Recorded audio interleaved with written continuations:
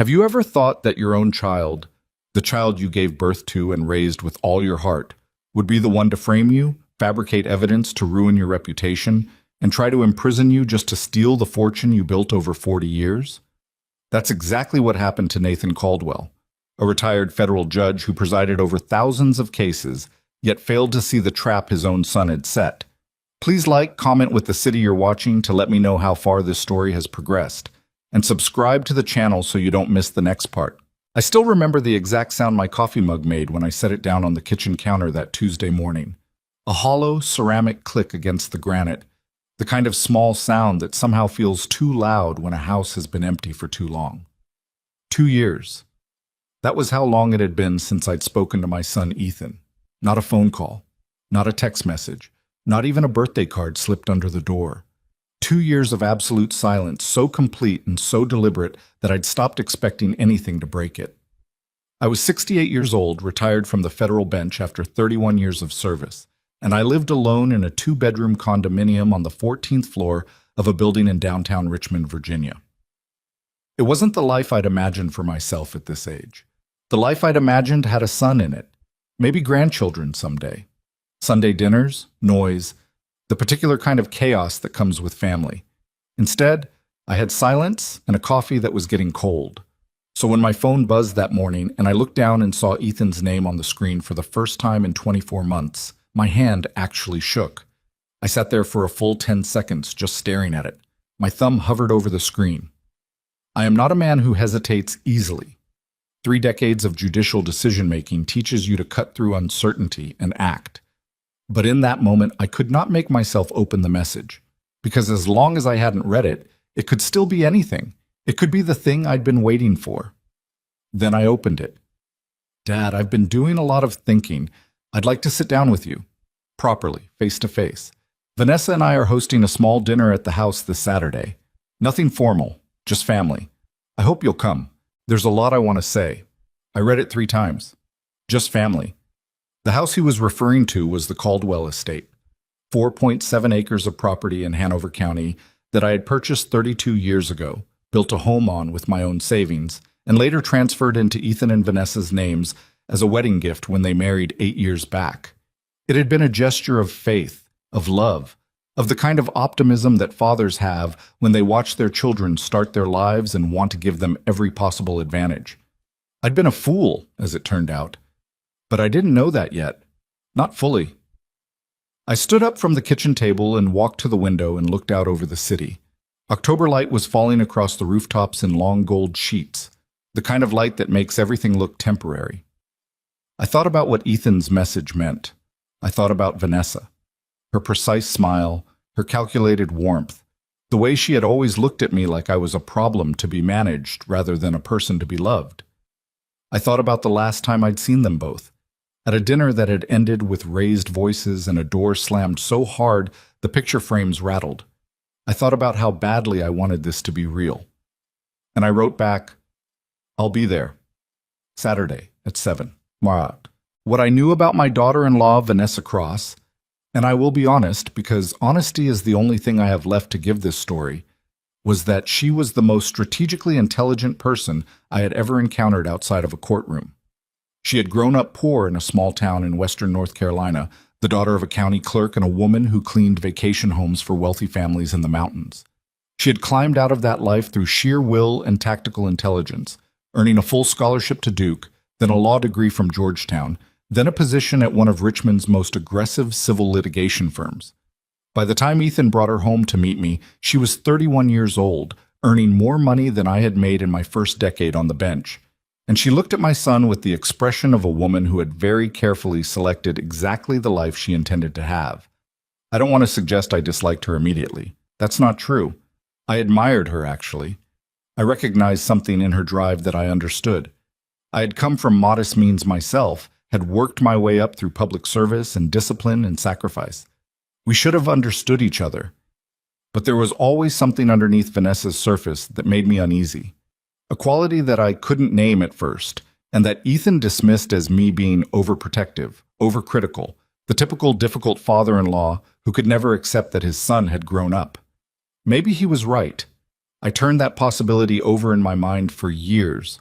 What I know now is that what I was sensing all along was the absence of something, the absence of genuine warmth, of actual love, of the ordinary human messiness of caring about another person without an agenda underneath it. Vanessa operated on calculation. Every decision she made, from the clothes she wore to the friends she cultivated to the way she timed her silences in conversation, was strategic. She was, at her core, a chess player. And Ethan, my brilliant, funny, emotionally impulsive son, who had never quite figured out how to want things that were good for him, had become her most important piece. The estrangement 2 years ago had started simply enough. I had expressed concern during a dinner that started pleasantly and deteriorated into something unrecognizable about certain financial decisions Ethan had mentioned in passing. He'd been talking about a business venture, a real estate development partnership with 2 other investors, none of whom I'd heard of, that required him to leverage a significant portion of the estate property as collateral. I hadn't meant to push. I'd simply ask questions. That's what I do.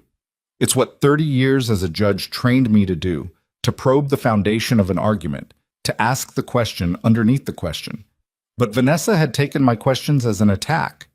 And Ethan, who had always chosen her side when she was in the room, had exploded. You've never trusted her.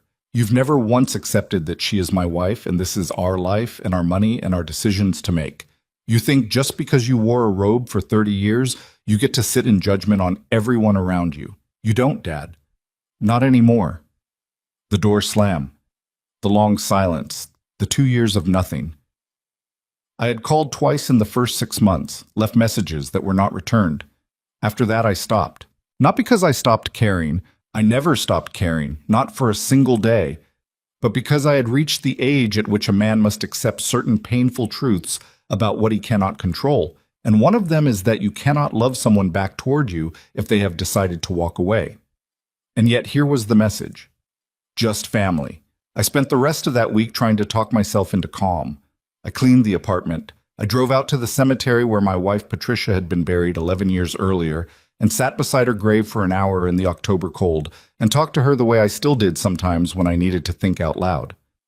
She had always been the wiser one between us, quieter, more patient, quicker to forgive. She had loved Ethan with a fierceness that had no room for disappointment. She would have told me to go to the dinner. She would have said, "Nathan, he's reaching out. Whatever it takes, you go." So I went. Saturday evening arrived gray and cold. I dressed carefully, not in a suit, which might seem formal and defensive, but in a dark sweater and good trousers, the clothes of a man who is trying without appearing to try. I drove the 40 minutes to Hanover County with the radio off, rehearsing nothing in particular, just breathing. The Caldwell estate sat at the end of a long private drive lined with oak trees that I had planted myself the year we bought the property. They were full grown now, massive and overarching, their branches stripped bare for fall and reaching across the gravel in skeletal patterns in the headlights of my car. I had always loved this driveway. There had been years when driving down it felt like coming home in the truest sense of the word. That evening, driving down it felt like something else. I couldn't name it. A pressure in my chest, a low-grade wrongness that I couldn't locate. I pulled to a stop about 200 feet from the house and sat for a moment with the engine idling. The lights were on inside, warm yellow light spilling from the dining room windows. I could see the shape of the table through the glass. There appeared to be place settings for several people. Nothing formal, just family. I was about to pull forward when the side door of the house, the door that opened from the kitchen onto the narrow service path between the house and the detached garage, burst open, and Marisol Vega came running. Marisol had worked at the estate for 14 years. She had started as a twice-weekly housekeeper when Patricia was still alive and had stayed on after my wife's death, keeping the house in order through the succession of tenants before Ethan and Vanessa moved in. She was 53 years old, a compact, no-nonsense woman from Oaxaca who had raised 4 children in this country on her own after her husband's death, and who possessed, in my experience, an almost preternatural ability to read a room. Patricia had trusted her completely. I trusted her completely. She was one of perhaps 8 or 10 people on this earth whose judgment I would accept without question. She was running toward my car in the dark. Not walking quickly, running. Her coat wasn't buttoned. She'd clearly come out without planning to come out, grabbed whatever was nearest, and come straight through the kitchen door the moment she saw my headlights on the driveway. I put the car in park and rolled down the window. Marisol. Mr. Caldwell. She reached the car door, grabbed the frame with both hands. She was breathing hard. Her face in the faint glow of the dashboard was stripped of its usual composure. The expression of a woman who had overridden something, had pushed past some internal hesitation, and come out here because what she knew was more important than her fear. Don't go in, please. Don't ring the bell. Don't knock. Don't go near that front door tonight. I looked at her. What's happening? They called the police. Her voice dropped even lower. Before you arrived. They called and told them you'd been harassing them, threatening them, that you'd been making threats, that they were afraid of what you might do when you came tonight. She pressed her hands harder against the car door. I heard the whole call, Mr. Caldwell. Vanessa made it herself from the kitchen. I was just on the other side of the door. She didn't know. The world went very quiet. I heard myself say that again. They're going to have you arrested when you ring that bell. Her eyes were bright and terrified and completely certain. The patrol car is already on the way. Maybe 2 minutes, maybe less. The dinner, the invitation, it's not real. None of it is real. They needed you to come here tonight, to this address, so that when the police arrived you'd be standing right there and there would be nothing you could say. Please. She took a breath. Please, you have to go, or hide, or I don't know, but you cannot ring that bell. 2 minutes. I am a man who spent 31 years making decisions under pressure. I am a man who has seen the full spectrum of what human beings are capable of doing to one another in the name of money and fear and desperation. I thought I was past being surprised by any of it. I was wrong. But I was not paralyzed. Even in that moment, even with that particular cold, nauseating, world-tilting, specific horror of understanding that your own child has planned to have you arrested, I was not paralyzed, because I had been trained over decades to remain functional in catastrophe. You go quiet inside, you go very still, and you think. Get back inside, I told Marisol. Go in through the kitchen. Don't let them know you came out here. But go. I'm going to be all right. But you need to be inside before that patrol car turns up the drive. Can you do that? She looked at me for 2 long seconds. Then she nodded. Once. Hard. I'll be in touch, she said, and she turned and ran back. I put the car in reverse and pulled back into the shadows of the oak trees, cutting my headlights. 30 seconds later, I was parked on the gravel shoulder of the driveway, completely dark, completely still, invisible from the house. I sat there in the dark, and I waited. The patrol car arrived in 4 minutes. I watched the blue and white lights wash through the naked branches of the trees as it came down the drive. I watched it park in front of the house. I watched 2 officers climb out and walk to the front door. I watched Ethan open that door. Even at 200 feet with only the porch light and the wash of the police car's headlights to see by, I could make out my son's face clearly enough. He was wearing a blue shirt I didn't recognize. His posture was the specific posture of a man performing distress. Shoulders slightly curved, head tilted, hands moving in the particular expressive gestures of someone describing something frightening. And next to him, just inside the doorway, behind his left shoulder, precisely positioned to be seen without appearing to step forward, was Vanessa, watching, calm, with an expression that I could not read from this distance but that I understood in my gut, with a certainty that went beyond anything I could have articulated at that moment. This was going exactly as she had planned it. The officers spent several minutes on the porch. One of them made a call. The other appeared to take notes. Then they walked back to the car, spoke briefly to each other, and drove back up toward the road. Not with the urgency of responding to an active threat, but with the settled, methodical pace of officers who had confirmed a complaint and logged a report and would be filing something in the morning. Filing something. About me. I sat in the dark for a long time after the patrol car disappeared. Long enough for the lights in the dining room to flicker once, twice, then go still. Long enough for the cold to creep in through the vents. Long enough for the first wave of something that was not grief and not rage, but some compound of both, something older and heavier, to move through me and settle somewhere beneath my ribs where I suspected it would live for quite some time. Then I took out my phone and I called my attorney. Her name was Diane Okafor, and she had been my personal lawyer for 19 years. She picked up on the third ring, which told me she'd been awake, which was not unusual for Diane. She was 55 years old, a former assistant U.S. attorney who had moved into private practice a decade ago, and she was the most relentlessly prepared human being I had ever known.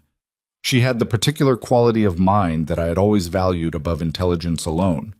She could hold complexity without flinching. She could look at a bad situation and ask the next question instead of reacting to the current one. Nathan, her voice was careful, the way it got when she knew something was coming. It's 11:30 on a Saturday. I know, I said. I need to tell you something. And I told her everything. Sitting in the dark at the end of my own driveway, 200 feet from the house I had built with my own hands and gifted to a son who had just tried to have me arrested, I told Diane Okafor every single detail. Marisol's warning, the police car, Ethan's performance on the porch, Vanessa's positioning. When I finished, there was silence on the line. Nathan, Diane said finally, do not go home tonight without texting me the address of wherever you end up. And don't contact Ethan or Vanessa. Not a message, not a call, not an email, nothing. Do you understand? I understand. I'll start making calls in the morning. Another pause. How are you? I looked through the windshield at the dark shape of the house at the end of the drive. The house where my wife and I had raised our son. The house where Patricia had died in a bed upstairs with morning light coming through the curtains, and Ethan holding her hand on one side and me holding it on the other. The house I had given away out of love, and that had been used tonight as the set dressing for a trap. I've had better evenings, I said. I drove to a hotel that night, a mid-range place off I-95 where I paid cash and gave my name at the front desk and sat on the edge of a standard king bed in a room that smelled of industrial cleaning products, and I did not sleep for a very long time. I have been accused, in the years since all of this happened, of being too controlled in a crisis. My former clerk used to say I had the emotional responses of a man with very good insurance, calm in the immediate aftermath, quietly devastating in the long term. There's some truth to that. I don't break down easily, I don't come apart. But I want to be clear about what that night actually felt like, because I think people hear controlled and imagine unaffected, and those are not the same thing. What I felt sitting on that hotel bed at 1 a.m. with the sounds of the interstate filtering through the curtain was a specific and terrible kind of grief. Not the grief of losing someone to accident or illness. Those griefs are awful, but they are clean in a way. There is no decision in them. The person you lost did not choose to leave. This was the other kind, the kind where someone looks at you, someone who knows exactly what you are, who has sat across from you at 1,000 tables, who you have driven to school and coached through heartbreak and held in your arms when they were small and sick and frightened, and makes a decision, a deliberate, calculated, fully considered decision to hurt you, to not only hurt you, but to destroy you, to use every tool available to dismantle your reputation, your freedom, your life. My son had invited me to dinner so that police could arrest me on his doorstep. I turned that fact over in my mind all night the way you turn a stone, looking for an angle that makes it smaller, less true. There wasn't one. By 4 a.m, I had stopped trying to make it smaller and started asking the more useful question, why now? Because if Vanessa had planned this, and it was Vanessa's planning, I was certain of that. Whatever Ethan's level of willing participation, she had planned it for a reason. The dinner invitation hadn't come from nowhere. 2 years of silence followed by a specific invitation to a specific location on a specific evening wasn't reconciliation. It was logistics. What did they need? I thought about the business venture Ethan had mentioned 2 years ago, before the estrangement, the real estate development, the investors I'd never heard of, the plan to leverage the estate as collateral. I thought about the conversation I'd had 3 months ago with a former colleague whose son worked in real estate law. A casual mention, over lunch, that there had been some contentious filings around a Hanover County property. I hadn't paid it particular attention at the time. I was paying attention to it now. What if the venture had failed? What if there was debt? Serious debt. The kind that threatened the estate? And what if the solution in Vanessa's architecture was not to manage the debt, but to remove the person most likely to discover it, contest it, or interfere with whatever plan she'd built to survive it? If I was arrested on criminal charges, even charges that were ultimately unfounded, the reputational damage would be immediate and severe. A retired federal judge, accused of threatening behavior toward his own family. The story writes itself. And while I was managing an arrest, a criminal complaint, the humiliation of defending myself against accusations I had not made, Vanessa would have time. Time to move money. Time to restructure assets. Time to do whatever she needed to do with the estate before I could get a foothold. Or, and this thought came at 4:30 in the morning like ice water, what if the plan was larger than that? What if the goal wasn't just to distract me, but to discredit me entirely? To build a record of erratic, threatening behavior that could later be used as evidence in a competency proceeding. Declare him mentally incompetent. I sat very still on the edge of that hotel bed. If a court found me mentally incompetent, control of my assets, my pension, my investment accounts, my remaining property, could be transferred to a court-appointed guardian. And if that guardian happened to be recommended by the person who had orchestrated the competency proceeding in the first place, my hands were steady. I noticed that distantly and was grateful for it. Steady hands are a choice, in my experience, or at least a practice. You choose them over and over, and eventually they become habit. I reached for my phone and typed a message to Diane. I need a forensic accountant, someone with experience in estate fraud. I'll explain tomorrow. Get some sleep. 3 minutes later, she wrote back. Already awake. Already thinking the same thing. Sleep, Nathan. I put the phone down. I did not sleep. Such. In the morning, I called Marisol. She answered immediately, her voice low. She was still at the house, still working, giving nothing away to Ethan and Vanessa. That alone told me everything I needed to know about her courage. Are you safe? I asked. I'm fine. They don't know I came out to you last night. I went straight back to the kitchen. Vanessa was in the dining room when the police arrived, and she never counted heads. Good, I exhaled. Marisol, I need to ask you something, and I need you to be completely honest with me, even if the honest answer is that you can't help, okay? Ask. How long have you known that something was wrong? The pause that followed lasted perhaps 5 seconds. When she spoke again, her voice was different, quieter, but also more weighted. Like she'd been carrying something she'd been waiting for permission to put down. Since spring, she said. March, maybe February, when the men started coming. What men? Lawyers, I think, or accountants. Men in suits who came in the afternoon when Mr. Ethan was at work, and who sat at the dining room table with Vanessa for 2-3 hours at a time. She always told me to stay in the back of the house when they were here. Never introduced them, never left documents out. A pause. Once, only once, I walked past the dining room doorway before she saw me coming, and I heard one of them say something about a guardian. A petition. I closed my eyes briefly. Did you catch a name? A firm name? Anything on the documents? I saw a letterhead once when I was clearing a glass from the table after they left. I didn't get the whole thing, but the first word was Prescott. I wrote it down. Marisol, I said, I'm going to need your help. I'm going to need you to be careful, and I'm going to make absolutely certain that you are protected every step of the way, whatever that takes. But I need to know. Are you willing? Another pause, shorter this time. Mr. Caldwell, she said, your wife was a good woman. She was kind to me for 14 years, and I watched these two people take what she loved and turn it into something she would not recognize. Her voice didn't waver. Yes, I'm willing. I thanked her and ended the call. Then I sat by the hotel window with a notepad and began to write down everything I knew, everything I suspected, and everything I needed to find out.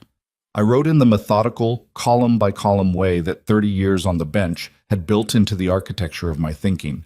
Facts in one column, inferences in another, questions in a third. The facts column was sparse but devastating. The inferences column was longer and growing. The questions column was the longest of all. But at the top of the page, before any of it, I wrote 2 lines. Not for any strategic reason, just because I needed to say it to myself, plainly, without flinching. My son tried to have me arrested. Now I am going to find out why. But over the following 3 days, I moved carefully and quickly. Diane Okafor connected me with a forensic accountant named Raymond Chu, a former IRS investigator in his early 60s who specialized in estate fraud and asset concealment, and who had, according to Diane, an almost unnatural ability to follow money through corporate structures that were specifically designed not to be followed. He was quiet, methodical, and utterly without sentiment about his work, which was exactly what I needed. Raymond's first question, after I explained the situation in broad strokes, was, "Do you have access to the original property transfer documents for the estate?" "I have copies of everything I signed," I said, "and I kept the originals of my own." "Good. Bring me everything. Deed, transfer agreement, tax filings, any correspondence about the property from the last 4 years." I spent an afternoon going through the files I kept in a fireproof cabinet in my apartment.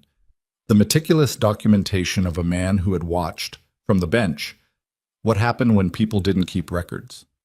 I pulled everything related to the Hanover County property and brought it to Raymond's office the next morning. He spread the documents across a wide work table and began reading with the focused, unhurried attention of someone who was finding a story in numbers. I sat across from him and waited. After 40 minutes, he looked up. "The transfer," he said. "Was it structured as an outright gift or as a conditional transfer?" "Outright gift, fully transferred." He nodded slowly. "So you have no current legal interest in the property?" "Correct." "And since the transfer, have you made any financial contributions to the property? Repairs, improvements, taxes?" I thought about it. The first 2 years before the estrangement, I covered the property tax. Ethan was getting the practice established and money was tight. I paid it because I wanted to, kept all the receipts. Raymond made a note. "How much are we talking across those 2 years?" "Somewhere between $22,000 and $25,000. He made another note with a particular quality of attention that told me that number was going somewhere useful in his mind. "All right," he said. "Tell me about the business venture." I told him what little I knew. The real estate development partnership, the 2 unknown investors, the plan to use the estate as collateral. He listened without interrupting, then asked several specific questions about timing, about the names I'd heard mentioned. I only had one, vaguely recalled from the dinner 2 years ago, and about the law firm letterhead that Marisol had glimpsed, Prescott something. "Prescott Aldridge," he said immediately. "They're a Richmond firm. They do a lot of elder law and estate work, but they've also been connected to a few guardianship proceedings that raised questions in the legal community. Nothing proven, but questions." He said it flatly, without inflection, in the way that people who deal in evidence describe things they are not yet in a position to assert as fact, but that they know perfectly well are fact.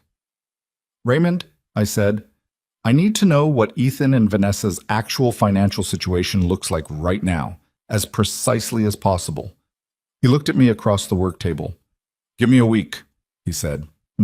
I gave him a week. It was the longest week of my life, and I spent it doing the only thing I could do, which was wait and think and talk to Diane and try to sleep in the hotel room that I had extended by 4-night increments. On the 4th day, Marisol texted me a photograph. It was a piece of paper, a letter, or what appeared to be a letter, taken at an angle and slightly blurred as if she'd photographed it quickly and from a distance. The letter had confirmed what Raymond had told me. Prescott Aldridge, Attorneys at Law, Richmond, Virginia. The text was partially obscured, but I could read enough. Petition for guardianship proceeding, grounds of diminished capacity, supporting documentation from collateral witnesses, timeline for filing to be confirmed upon. My name appeared twice in the visible text. I sat for a long time with that photograph open on my phone. I didn't forward it to anyone immediately. I just looked at it. Diminished capacity. They were going to argue that I was no longer capable of managing my own affairs, that I was a danger to myself, that the man who had spent 31 years making legal decisions that shaped lives and precedents was no longer competent to decide what to do with his own money. And then, with that finding in hand, they would step in as the natural candidates to oversee my affairs, my pension, my investment accounts, the remaining property I held in my own name. Everything. It was elegant in the way that very ugly things sometimes are. I could see Vanessa's mind in it, her legal training, her particular gift for identifying leverage points and pressing on them precisely. She had looked at my life and found the one thing she could use against me. Not my record, not my reputation, not any genuine flaw in my character, but age itself. The cultural instinct to look at a man past 65 and ask if he still knows what's best for himself. She had planned to use my own retirement as the weapon that destroyed me. I was furious. I want to be clear about that because I don't think this story should give the impression that I remained perfectly composed through all of this like some kind of marble statue of judicial virtue. I was not composed. I was 68 years old, and I was in a hotel room, and my son was planning to have a court declare me incompetent, and I was sitting with a photograph of the letter that proved it. I was furious in a way I had not been furious in many years. A clean, clear, freezing fury that had no noise in it. The kind of anger that doesn't look like anger from the outside because it has nowhere to go but inward, where it becomes something else. Fuel, maybe. Or resolve. I forwarded the photograph to Diane. Then I called Raymond. "How's the week coming?" I asked. "I was going to call you tonight," he said. "Nathan, it's worse than I thought." He told me then, with the careful precision of a man delivering a diagnosis, what he had found in the 7 days he'd spent tracing the financial story of Ethan and Vanessa Caldwell. The real estate venture had collapsed. Not cleanly, catastrophically. The two investors Ethan had partnered with were not reputable developers, but men with connections to a network of fraudulent real estate schemes that was already under federal investigation in 2 other states. Ethan had either not known this or had known and convinced himself it wouldn't matter. The result was the same either way. When the venture fell apart, it took with it more money than I had understood was at risk. Raymond's number was $430,000. Gone. But that was only the beginning. To cover the first round of losses, Ethan had taken out a second mortgage on the estate, something he was able to do because the property was fully in his name. The mortgage was with a private lender, not a bank, which suggested that the application had been made after a bank had already said no. The interest rate on the private mortgage was predatory. The current balance, combined with penalties for a payment missed 3 months ago, was approaching $900,000. And the estate, the 4.7-acre property with the house I'd built and the oak trees I'd planted, was worth, at current market, just under $1.3 million, which meant that after the mortgage was satisfied, if the property were sold tomorrow, Ethan and Vanessa would walk away with roughly $400,000 before taxes and fees. Not enough to cover the other debts Raymond was beginning to trace through a web of credit cards, personal loans, and business accounts in various states of default. They were drowning. They had been drowning for at least 2 years, probably longer. And the arrest scheme, the dinner invitation, the false complaint to the police, the documentation of erratic behavior that would anchor the competency petition, was not a plan born of greed in the ordinary sense. It was a plan born of desperation. That didn't make it forgivable. I want to be absolutely clear about that. Understanding why someone has done something is not the same as accepting it. Ethan's financial recklessness, Vanessa's willingness to sacrifice my freedom to solve it, these things remain what they are, regardless of what drove them. But it did make it comprehensible. And comprehension, in my experience, is what gives you traction. "Raymond," I said when he had finished, "can you document all of this, every piece of it?" "Already working on it." "How long?" "Another 2 weeks, maybe 3. There are some shell accounts in Delaware I'm still untangling." "Get me everything you can," I said. "I want a complete picture." "You'll have it," he said. After I hung up, I sat for a while in the fading light of the hotel room. The interstate sound drifted in through the window. Somewhere below, a car door slammed. I thought about the driveway lined with oak trees, about the particular sound the gravel made under tires, about Patricia in the kitchen, her reading glasses pushed up onto her forehead, the way she hummed to herself while she cooked, about Ethan at 9 years old, running across the back lawn with the clumsy, full-body joy of a child who doesn't yet know how to hold anything back.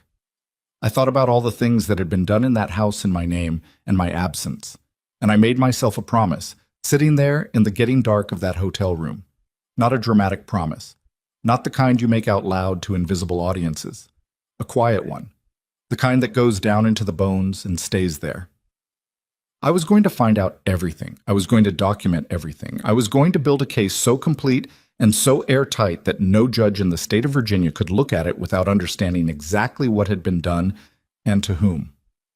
And then I was going to walk into a courtroom, which happened to be the one place on earth where I knew exactly what I was doing. Raymond Chu called me on a Wednesday morning, 17 days after I'd first walked into his office with a cardboard box of property documents and a story he'd listened to without blinking. I was sitting at the small desk in my hotel room. I'd moved to a different place by then, a quieter extended stay on the west side of the city with a kitchenette and enough space to spread papers across a table. I'd been there 11 days. The routine had settled into something almost bearable. Coffee at 6, calls with Diane at 8, an hour of walking the neighborhood regardless of weather, because I'd learned decades ago that a body kept in motion thinks more clearly than one held still by anxiety. "Nathan," Raymond said, "I need you to come in." The way he said it, not, "I have some updates," or "I found a few things," but simply, "I need you to come in," told me that what he'd found was not a few things. It was the whole story. I was in his office by 10 o'clock. Raymond had rearranged his work table since my last visit. What had been an orderly spread of documents was now something closer to a map, papers arranged in clusters connected by handwritten annotations with several pages marked in red at the edges. He stood at the far end of the table with his reading glasses pushed up and his arms folded, looking at the whole layout with the expression of a man who has assembled a puzzle he wishes he hadn't. "Sit down," he said. I sat. "I'm going to walk you through this from the beginning," he said, "because the order matters. The order is actually part of what makes it so deliberate." "Go ahead." He started talking. What Raymond laid out over the next 90 minutes was not the story of a bad investment gone wrong. It was the story of a plan. A layered, multi-year plan with moving parts that had been built so carefully that even now, with all of it spread across this table, certain pieces were still difficult to see unless you knew what you were looking for. It had started, as best Raymond could reconstruct it, approximately 3.5 years ago, 18 months before Ethan had mentioned the real estate venture to me at that dinner, 18 months before the estrangement. At that point, Ethan and Vanessa's financial situation had already been deteriorating for at least a year. Not catastrophically, not yet, but in the steady, incremental way that debt accumulates when two people are living well beyond what their income can sustain. Vanessa had left her litigation firm to start her own practice 2 years prior, and the practice had not performed the way she'd projected. Ethan's income as a financial consultant was real, but not large enough to cover the gap. They had been drawing down a savings account that had not been replenished, running credit card balances that rolled forward month to month, and making minimum payments on a student loan refinancing package that was structured in a way Raymond described, with quiet disgust, as designed to never actually be paid off. They were behind, he said, not visibly, not in a way anyone looking from outside would notice, but structurally, they were already in trouble. Then came the real estate venture. Raymond had spent the better part of 3 weeks tracing the corporate structure of what Ethan had described to me as a development partnership. What he found was considerably less straightforward than that name implied.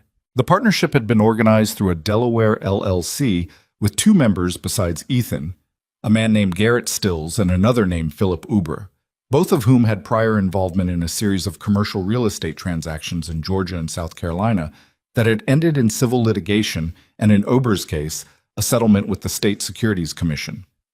These were not reputable people, Raymond said. He said it plainly, without judgment, which somehow made it land harder. Whether Ethan knew that going in is a question I can't answer with documents, but someone with access to basic due diligence tools could have found Uber's settlement filing in about 45 minutes. I said nothing. The implication settled in the room. The venture collapsed because the underlying property it was built on had a title dispute that should have been caught in the initial review, Raymond continued. The short version is that the development couldn't proceed. The investors lost their contributions, and Ethan was left holding a personal guarantee he'd signed for a portion of the operating costs. How much? $380,000, which, combined with the existing debt load, pushed them into a position where the estate was the only asset of sufficient value to do anything with. He paused and looked at me directly, the way he did when he was about to say something he wanted to make sure I actually heard. Nathan, I want you to understand what I'm about to show you next, because this is where it stops being a financial story and becomes something else. He slid a folder across the table. I opened it. Inside were printed pages from what appeared to be a series of emails. The addresses were redacted. Raymond explained briefly that he had obtained these through a civil subpoena process Diane had initiated in connection with the police complaint from Saturday evening, but the content was intact. I read the first email, then the second. Then I set the folder down on the table and sat very still for a moment. The emails were between Vanessa and a partner at Prescott Aldridge, a man named Howard Sinclair. They were business emails, professional in tone, precisely the kind of correspondence that would look completely innocuous to anyone who didn't know what they were planning. But the content, read in sequence with Raymond's financial reconstruction as context, was not innocuous at all. The earliest email in the chain was dated 14 months ago. 14 months. That was 8 months before the dinner invitation. Vanessa had been building this for over a year. In the emails, she and Sinclair discussed the process for filing a petition of guardianship based on diminished mental capacity. They discussed what documentation would be required. They discussed the role of collateral witness statements. Multiple independent accounts, Sinclair had written, will significantly strengthen the petition. And they discussed, in one email that I had to read 3 times to fully absorb, the anticipated timeline for transferring fiduciary control of targeted assets once the petition was granted. Targeted assets. That was the phrase Sinclair had used. My pension, my investment accounts, the remaining property I held. All of it. And then there was one more email, the last in the chain, dated 6 weeks before the dinner invitation. The preliminary documentation is sufficient to file, Sinclair had written. However, the petition will be substantially stronger if we can demonstrate a documented pattern of concerning behavior, ideally with a law enforcement record attached. A formal complaint, even one that does not result in charges, creates a public record that supports the narrative of instability. Recommend creating an occasion for such a record to be established prior to filing. I put the folder down. The room was very quiet. An occasion, I said. A dinner invitation, Raymond said.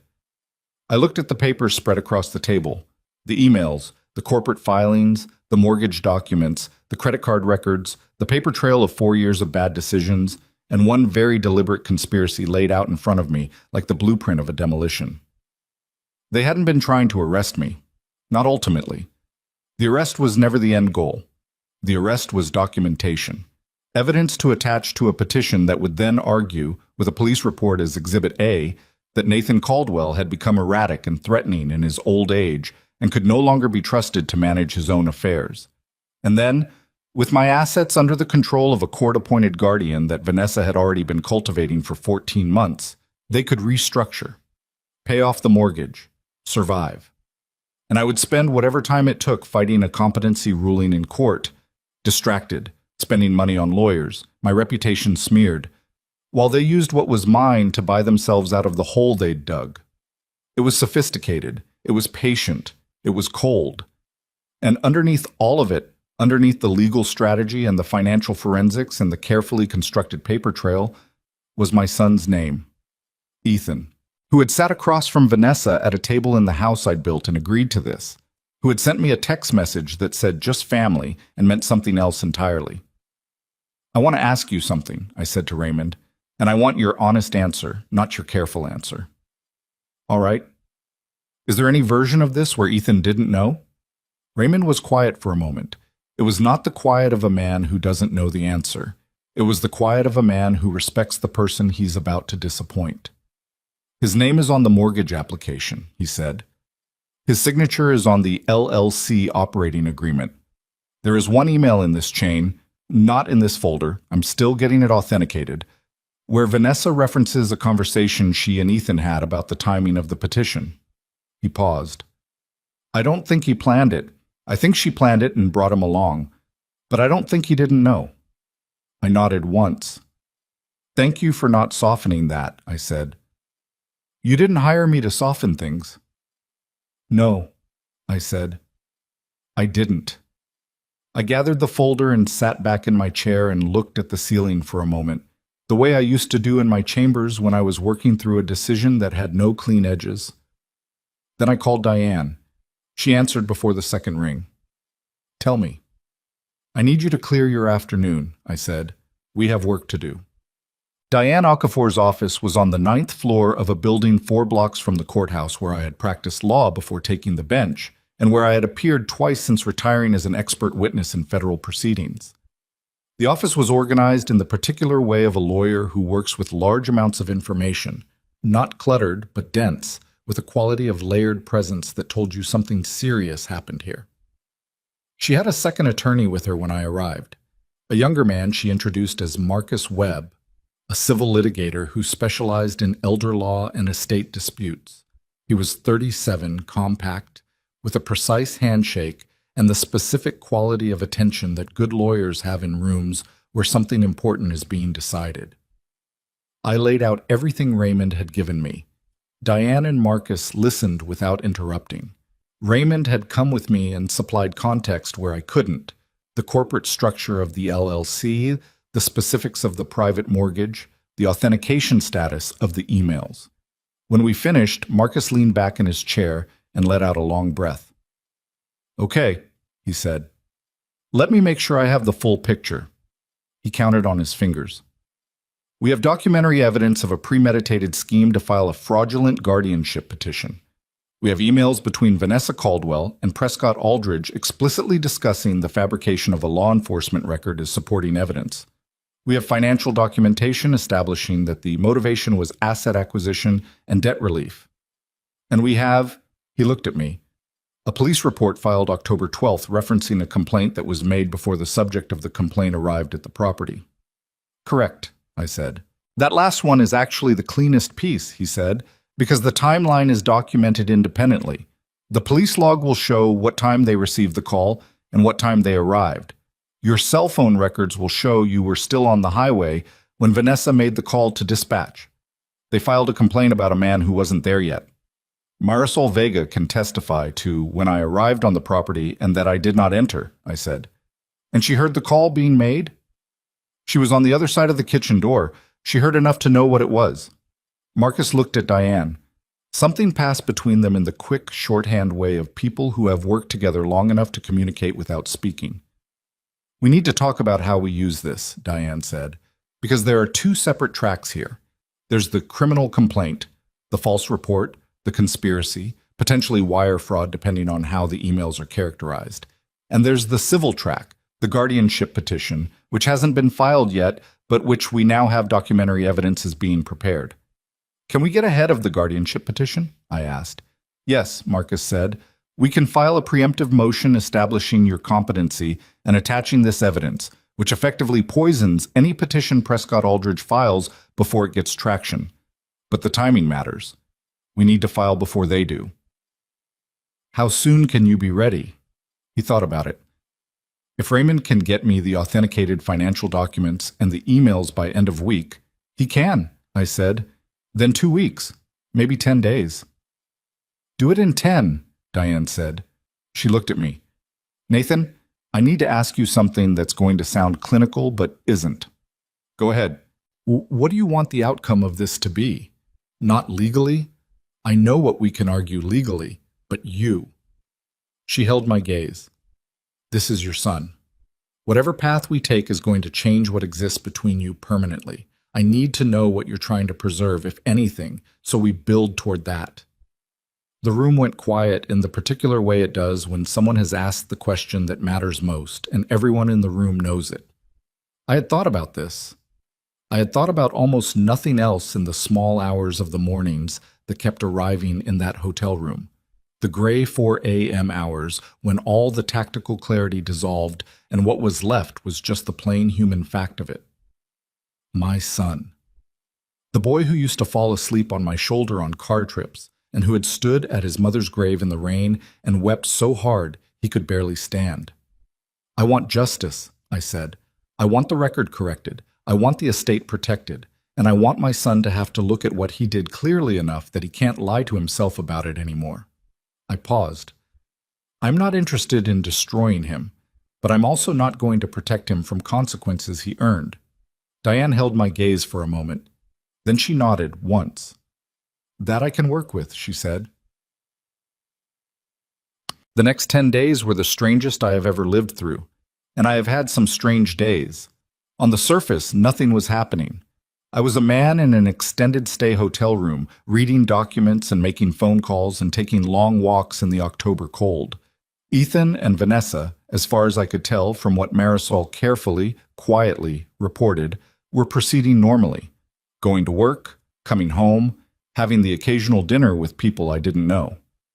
Vanessa had apparently told several people in their social circle that Nathan was going through a difficult period, that he'd shown up at the house unannounced and had to be asked to leave, that they were concerned. Building the narrative, Diane had said when Marisol passed this along. She was right, and knowing that didn't make it easier to hear. My name was being quietly, systematically dirtied in rooms I wasn't in, by a woman who had spent years watching how institutions worked and knew exactly how a story spread. I stayed quiet. I walked. I read. I trusted the process. On the 5th day, Marisol found something. She called me at 7 in the evening, her voice lower than usual. I found documents, she said, in Vanessa's home office. She was out this afternoon and Mr. Ethan wasn't home yet, and I was cleaning. I go in there every 2 weeks, she knows I do. And there was a folder that had slid partially under the desk. I don't think she noticed it had fallen. What kind of documents? Printed emails, and what looks like a draft petition, with your name at the top. She paused. There are statements in it, from 2 people I've never heard of, saying that you called them, that you were angry and confused, that you made statements that frightened them. I gripped the phone. Collateral witnesses, I said. I don't know what that means, but it didn't feel right. I took photographs. She sent them to my phone. I looked at the images. Blurry in places, but legible enough. The draft petition from Prescott Aldridge. 2 witness statements from names I didn't recognize, people I had never spoken to, whose contact information had presumably come from Vanessa's network. Statements asserting things I had never said and behaviors I had never exhibited, signed and dated 2 weeks ago. I forwarded everything to Diane immediately. Her text came back within minutes. This is enough. Marcus is filing Monday. Check. I want to tell you what Marisol said to me the next morning, because I think it matters. She called before I'd finished my coffee. Not with information this time, just to talk, which was unlike her. Marisol was not a woman who called to chat. She was economical with words, the way people become economical when they've learned that words cost something. Mr. Caldwell, she said, can I ask you something personal? Of course. When you found out, all of it, the plan, the money, what they were going to do. She paused. Were you surprised about your son? I thought about how to answer that honestly. I was surprised by the specifics, I said. I was not surprised that Vanessa was capable of this. I had suspected for years that there was something underneath her that I couldn't see clearly. But Ethan... I stopped. Part of me had been warning myself about Ethan for a long time. Not this specifically, but the general direction, the way he made decisions, the way he chose her over every conflict, the way he stopped calling. I took a breath. I think I knew something was wrong before I had the evidence for it. I just didn't want to act on instinct because I loved him. Marisol was quiet for a moment. My second son, she said finally. He was involved with someone who was bad for him. For years I watched it. I said things, and he didn't want to hear them, and I had to decide, do I keep saying them and lose him, or do I stay and wait? She paused. I stayed and waited. It took a long time, but eventually he saw it himself. I didn't say anything. I don't know if that's useful, she said. I just wanted you to know I understood something of what you're carrying. I thanked her. And after I hung up, I sat for a while with my cold coffee, and thought about what it meant. The fact that the woman who had shown me more loyalty in the past 3 weeks than my own son had shown me in the past 2 years was not someone I was related to by blood. She owed me nothing. She had risked something real by coming out to that driveway in the dark. There's a lesson in that. I've turned it over many times since, about the nature of family and what that word actually means when you clear away the legal and genetic definitions and look at what's left. It means people who show up, people who tell you the truth when it costs them something, people who are willing to be uncomfortable on your behalf. Marisol Vega was family. I had simply not named her that before. Suck. Marcus filed on a Monday. A preemptive motion in the Circuit Court of the City of Richmond, contesting the anticipated competency petition with attached documentary evidence of fraudulent intent. Raymond's financial analysis was appended in full. The emails between Vanessa and Sinclair at Prescott Aldridge, now fully authenticated, were filed as exhibits. The draft petition with fabricated witness statements was included. The police report timeline, showing that the complaint had been called in before my vehicle appeared on the property, was attached with my cell carrier's location data for the evening in question, and Marisol's signed affidavit, prepared by Diane 2 days earlier in a session I had not attended because I thought her account would be more authentic without me present, was the last exhibit. 22 paragraphs of precise, careful recollection, what she had heard through the kitchen door, when she had come outside, what I had done, and where I had gone. The timeline, in her own words, from a witness who had nothing to gain and everything to lose. Diane called me when the filing was submitted. "It's in," she said. "Good," I said. "Howard Sinclair at Prescott Aldridge is going to have a very unpleasant afternoon when their copy arrives." I thought about that. About Sinclair's email, recommend creating an occasion for such a record to be established, and what it meant for his bar license now that that email was a court exhibit. "And Ethan?" I asked. A brief pause. "He'll be served by end of day." I sat with that for a moment. My son being served with legal papers that documented his role in a conspiracy against his own father. Papers that he would open, presumably, in the house I'd built. Papers that contained his signature on documents he could not disavow.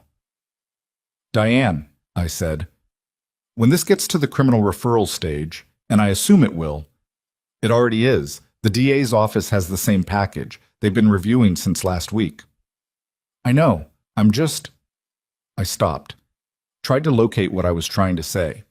"I need you to make sure the DA understands that my goal is accountability, not maximum damage. There's a difference." "I know the difference, Nathan. So does Marcus." "I know you do," I said. I just needed to say it out loud. After I hung up, I walked to the window of the hotel room and looked out at the city. The trees in the park across the street were in full fall color now, a week past peak, dropping fast, the sidewalk below littered with leaves going dark at the edges. November was close. The year was tilting toward its end. I thought about the last normal conversation I'd had with Ethan before everything fell apart. Not the dinner that ended in shouting. Before that, something ordinary. A phone call, maybe. Talking about nothing in particular. The sound of my son's voice when he wasn't performing anything, wasn't managing anything, was just talking to his father. I couldn't remember exactly what we talked about. That bothered me. I spent a few minutes trying to retrieve it and couldn't, and eventually I let it go. Some things you can't hold on to, regardless of how much you want to. Woke. 11 days after the filing, Vanessa called me. I almost didn't answer. I stood there for 3 full rings, watching her name on the screen, remembering Diane's instruction from the beginning of all this. Do not contact Ethan or Vanessa. Diane had not told me not to answer if they called. That was a distinction I was aware of, even as I reached for the phone. I answered. "Nathan." Her voice was controlled, professionally controlled, the particular vocal register of someone who has spent years in courtrooms and conference rooms and knows how to strip affect from their delivery when affect is a liability. "I think we should talk." "You're calling a represented party without his attorney present," I said. "You know that's not something I'm going to allow to continue." "I'm not calling in any official capacity. I'm calling as your daughter-in-law." "Vanessa," I said, "whatever you call yourself on this call, whatever you say on this call, is going to be evaluated in the context of a legal proceeding that you helped create. I'm going to end this call now and inform my attorney that you contacted me. A beat. Nathan. And for just a moment, just a fraction of a moment, the controlled register cracked, and underneath it, I heard something else. Not remorse, not fear exactly, something more complicated than either. I want you to know that Ethan doesn't know I'm calling. I'm sure that's true, I said. Goodbye, Vanessa. I ended the call and sat down heavily in the desk chair and stared at the wall. I want to be clear about something. Ending that call was not easy. There was a version of me that wanted to talk to her, that wanted to ask why, that wanted to hear her explain how a person builds a plan like this, what the internal architecture of it looks like, at what point she looked at her husband's father and decided that he was a problem to be eliminated rather than a person to be considered. But I knew, because 31 years on the bench teaches you this, if nothing else, that the why rarely satisfies. People do terrible things for comprehensible reasons, and the comprehensibility doesn't help. What helps is the record. What helps is the facts in front of a judge who has to make a decision based on evidence rather than explanation. I forwarded the notification of her call to Diane, time-stamped, with a note. Contact attempt from Vanessa at 4:47 p.m. I ended the call. She stated Ethan was not aware she was calling. Diane wrote back 30 seconds later, "Perfect. Don't answer again." I set the phone down and looked at my hands, steady. What I had not told Diane, what I hadn't told anyone because it wasn't the kind of thing that has a place in a legal proceeding, was that hearing Vanessa's voice had not made me angry. It had made me tired. A specific and profound tiredness that was not about sleep. I'd been sleeping better, actually, since the filing went in, as if the act of moving had released something that had been damming up in my chest. It was the tiredness that comes from sustained proximity to a particular kind of human behavior. The sustained effort of watching someone you once hoped to love, however conditionally, be exactly as small as your worst suspicion of them. That night I ordered dinner to the room and ate it at the desk, reading through Raymond's final financial report for what was probably the fourth time. Not because I needed new information, because reading facts, numbers, dates, documented sequences of cause and effect, has always been how I calm down. The world of facts is orderly. It doesn't shift based on who's looking at it. A debt is a debt. A date is a date. A signature is a signature. Ethan had signed documents he shouldn't have signed. Vanessa had written emails she shouldn't have written. Howard Sinclair at Prescott Aldridge had given advice that no attorney should give. And all of it was in a folder in a courthouse filing system, bearing a case number, waiting for a judge to read it. That was something I understood, that I knew how to trust. What I did not know, what I could not yet see clearly, was what was happening inside the house at the end of the long oak-lined driveway. What Ethan and Vanessa were saying to each other now that the filing had arrived. Whether they were fighting, whether there were cracks forming, whether my son, confronted with the evidence of what he'd agreed to, was capable of looking at it clearly. Marisol had told me that afternoon, in one of her brief, careful texts. Tension in the house. They were up late last night. This morning he left early without breakfast. I read that text several times before putting my phone away. Then I went to bed, and for the first time in 3 weeks, I slept through until morning. Fuck. The call from the DA's office came on a Thursday. An assistant district attorney named Priya Nair, whom Diane knew professionally and had worked with on the criminal referral, wanted to schedule a meeting. She was careful on the phone, careful in the way that people in her position are careful when they're about to tell you something significant and need to do it properly rather than in a preliminary call. But there was something in her tone, underneath the care, that told me the meeting was not going to be bad news. Diane confirmed it after I hung up. Priya told me, off the record, that what Raymond documented around the private mortgage meets the threshold for financial fraud, and the emails to Sinclair are strong enough for a conspiracy charge. I processed that. Sinclair? I asked. He's likely looking at ethics referral to the state bar as a minimum. Possibly criminal exposure depending on what the DA decides about his role. His firm is apparently already in internal crisis. Apparently the managing partner was unaware of the substance of what Sinclair was doing and is not happy. Diane paused. Nathan, I want to be honest with you about what comes next. This is going to get public.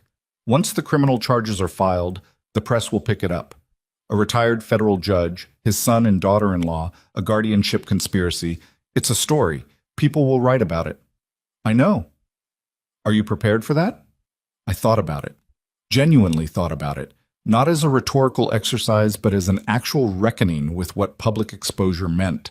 My name in headlines, Ethan's name, the estate, the dinner invitation. All of it turned into a narrative that strangers would consume with the particular appetite people have for other people's disasters. What's the alternative? I asked. There isn't one. Not if we pursue this fully. Then yes, I said. I'm prepared. After I hung up, I pulled on my coat and went for a walk. The November air had an edge to it now, proper cold, the city stripped of its color and settling into the gray business of winter. I walked for 40 minutes without any particular destination, through neighborhoods I knew and a few I didn't, past a park where children were playing some game that involved running and shouting and the complete physical investment that children bring to everything. I stopped and watched them for a moment. There was a boy at the edge of the group, maybe 9 or 10, who had fallen behind the main action and was standing with his hands on his knees, catching his breath. He looked up at the others, assessing something, calculating his re-entry. Then he straightened up and ran back into the middle of it, not carefully, not strategically, just running, committed to it the way children commit to things before they learn to hold anything back. I watched him for another moment. Then I turned and walked back toward the hotel. I was thinking about Ethan at 9 years old, running across the lawn. And I was thinking about how the same person can become so many different things, and how love does not resolve that. How love sometimes just makes the distance between the person you knew and the person they became more painful than simple estrangement would be. That's the part nobody tells you, that the grief of betrayal is not a single event. It doesn't arrive all at once and announce itself and then recede. It lives in the small moments, in the park, in the boy running, in the memory that shows up without warning and just sits there in your chest until you breathe through it and keep moving. I kept moving. 3 blocks from the hotel, my phone buzzed. A text from Marisol. He went out tonight alone, without her, first time in weeks. I stood on the sidewalk and read it. Then I wrote back, "Thank you. Be safe." And I kept walking. The hearing was set for the second Tuesday of December. 43 days after I had sat in the dark at the end of my own driveway and watched 2 police officers walk up to my son's front porch. 43 days of hotel rooms and legal strategy and Marisol's careful text and Raymond's financial documents and Diane's phone calls that always started with the same 3 words. Here's what's happening. 43 days of keeping my mouth shut and my hands steady and my mind on the work instead of on the grief, which was always there underneath the work, patient as weather. I had been inside a courtroom, in one capacity or another, for the better part of 4 decades. I had sat at counsel's table as a young attorney barely older than the clients I was representing. I had stood at the bench as a judge and watched the faces of people whose lives were being decided by the arguments being made below me. I had returned, in retirement, as a witness and as an observer. I understood courtrooms the way some people understand their own neighborhoods. The particular acoustic quality, the way light falls through institutional windows in the morning versus the afternoon. The specific grammar of formality that settles over a room when a judge enters and everyone stands. I understood all of it, and none of that understanding made walking into courtroom 7 of the Richmond Circuit Court on a Tuesday morning in December feel anything other than exactly what it was. The most important day of the rest of my life. Diane was beside me. Marcus Webb was beside her. Raymond was behind us with 2 banker's boxes of financial documentation. We arrived 40 minutes early because Diane did not believe in arriving at anything less than 40 minutes early when the stakes were this high, and because I needed time to sit in the room before it filled, to reorient to the space and remember what I knew. Ethan and Vanessa arrived 20 minutes later with their attorney, a man named Gerald Coates, who had a regional reputation for aggressive civil defense, and who I had appeared before twice during my time on the bench, finding him skilled and not above certain procedural gamesmanship. He walked in with the slightly elevated posture of a man who has convinced his clients he can win, which is not the same as the posture of a man who believes it. Ethan came in without looking at me. He was dressed in a dark suit I hadn't seen before, his hair shorter than I remembered. He walked with his eyes on the floor ahead of him and took his seat at the defense table and opened a folder and appeared to read it, though I don't believe he was reading anything. He was simply placing something between himself and the room. Vanessa sat beside him. She looked, as always, immaculate. Dark blazer, minimal jewelry, hair pulled back. The expression of a woman who had decided before entering this room exactly what she was going to project and was projecting it with professional discipline. She looked composed. She looked like someone preparing to be wrongly accused of something, which I had to give her credit for. It was exactly the right performance for the moment. She did not look at me either. I looked at both of them steadily for a moment, and then I turned to face forward, because I had done everything I could do in the weeks before this morning, and what came next belonged to Diane and Marcus and Raymond and the file of evidence sitting in those two bankers' boxes. Judge Patricia Holloway entered at 9:02. She was 61 years old, a Clinton appointee who had been elevated to the circuit level 11 years ago, and she had a reputation for tight courtroom management and an extremely low tolerance for procedural theater. I had never appeared before her personally, but Diane knew her work well and had said, when the case was assigned, "That's a good draw." Not because Holloway was sympathetic to our position, she wouldn't be to any position going in, but because she was the kind of judge who made decisions based on what was in front of her and not on anything else, which, given what we had in front of her, was exactly what we needed. "Be seated," she said. She opened the case file and read for exactly 90 seconds in complete silence. Then she looked up. "Ms. Okafor, this is your motion. You have the floor." Demort. Diane stood. There are lawyers who perform in courtrooms, who understand their role as essentially theatrical and deploy accordingly. And there are lawyers who simply tell the truth with precision and trust that the truth is sufficient. Diane was the second kind, which made her devastating in a different way than the first kind. She didn't give you anything to push against. She just laid things down, one after another, and let them accumulate. She began with the timeline. The dinner invitation, dated and time-stamped. My drive to the property. The police dispatch log, which showed that the complaint call had been received at 7:14 p.m. My cell carrier's location data, which placed my vehicle on State Route 1, 8 miles from the estate, at 7:11 p.m. 3 minutes before the call was made, I was 8 miles away. By the time Marisol came out to my car, I had been parked in the driveway for approximately 4 minutes. I had not rung the bell. I had not knocked. I had not come within 200 feet of the front door. The complaint had been filed about a man who wasn't there yet. Judge Holloway made a note. Then Diane moved to the emails. She walked through them slowly, reading key passages aloud, pausing after each one to let the language sit in the room without commentary. She didn't editorialize. She didn't explain what the emails meant. She let Howard Sinclair's own words do it. Recommend creating an occasion for such a record to be established prior to filing. She read it once, set down the paper, and moved on to the next document. I watched the judge's face as Diane read. Holloway was a disciplined reader. She maintained the same expression through most of it, the focused neutrality of a person processing information without reacting to it. But at the passage about creating an occasion, something shifted briefly in her eyes. Not outrage. She was too practiced for outrage. Something more controlled than that. Recognition, maybe. Of what it meant. Of what it was. Gerald Coates objected twice during Diane's presentation. Once on the authentication of the emails, which Marcus had anticipated and rebutted immediately with the chain of custody documentation from the civil subpoena. Once on relevance, which Holloway dismissed with a single sentence. The motion concerns alleged fraudulent intent in the preparation of a competency petition, Mr. Coates. Emails discussing that preparation are directly relevant. Overruled. Coates sat back. Then Diane called Marisol. I had not been certain until the morning of the hearing whether Marisol would testify in person or by written affidavit. She had the option. Diane had given her the option, explicitly, twice, because her position in the house was not without risk.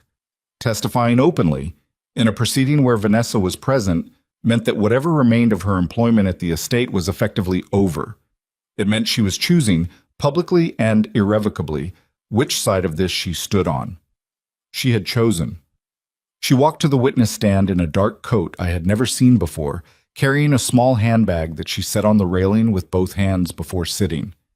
She was composed, not performatively, not stiffly, but with the particular composure of someone who has decided something and is no longer second-guessing the decision. She looked like what she was, a woman who had come here to tell the truth and intended to do exactly that. Diane walked her through it methodically. The call she had overheard from behind the kitchen door, the specific language she had heard Vanessa use, he's been making threats. We're frightened. In a voice that Marisol described as calm. She didn't sound frightened, Marisol said. She sounded like she was reading something. What did you do after you overheard this call? Diane asked. I went to the side door, Marisol said. I saw headlights on the driveway. I knew Mr. Caldwell was arriving. And what did you do? I went out to him.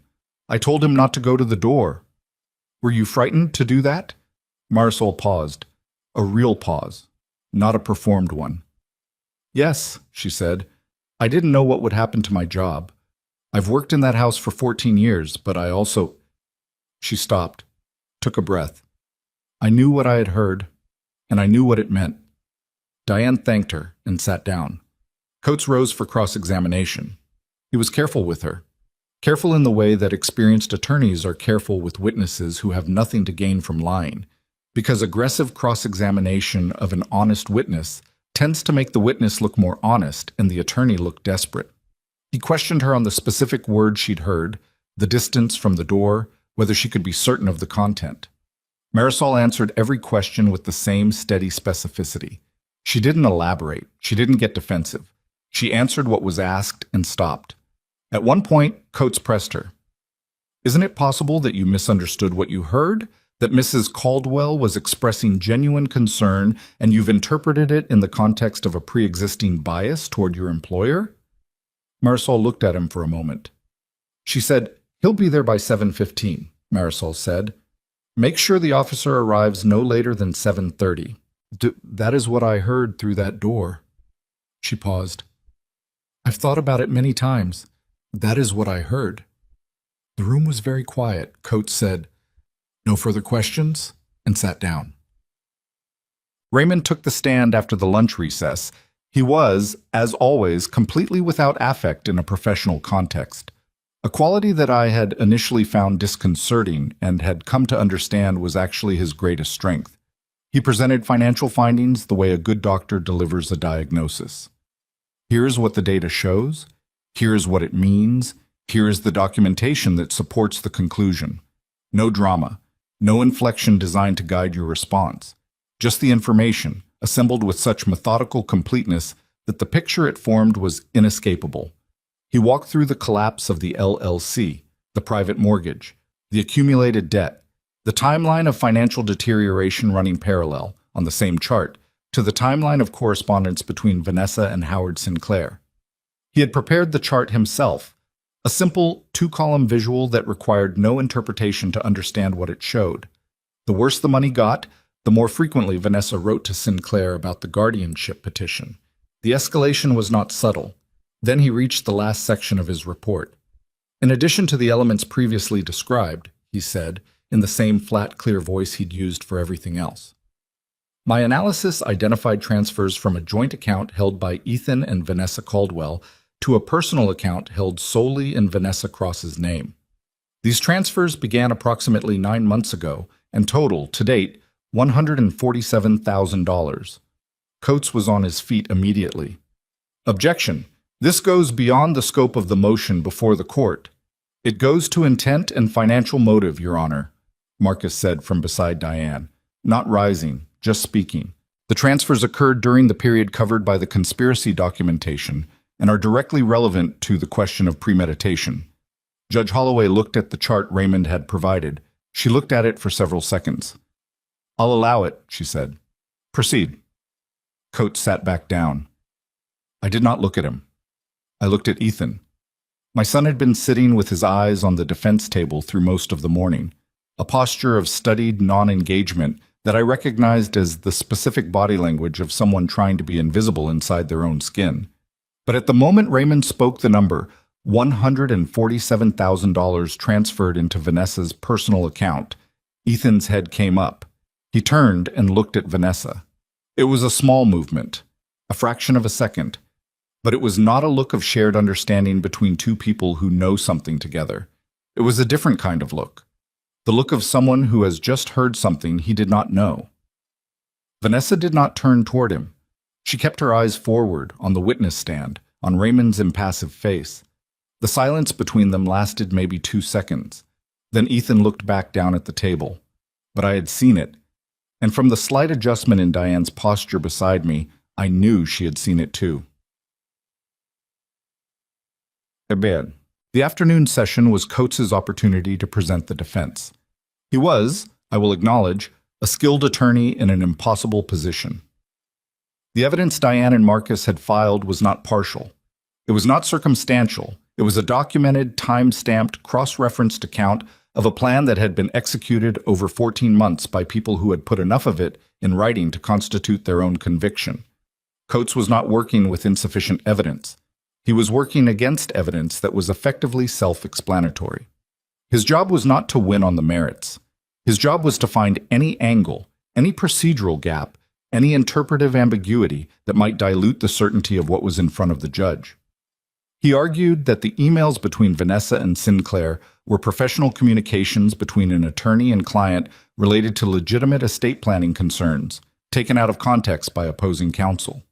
He argued that the police complaint, while admittedly filed before my arrival, reflected genuine fear based on prior interactions, and that the timing was unfortunate but not indicative of bad faith.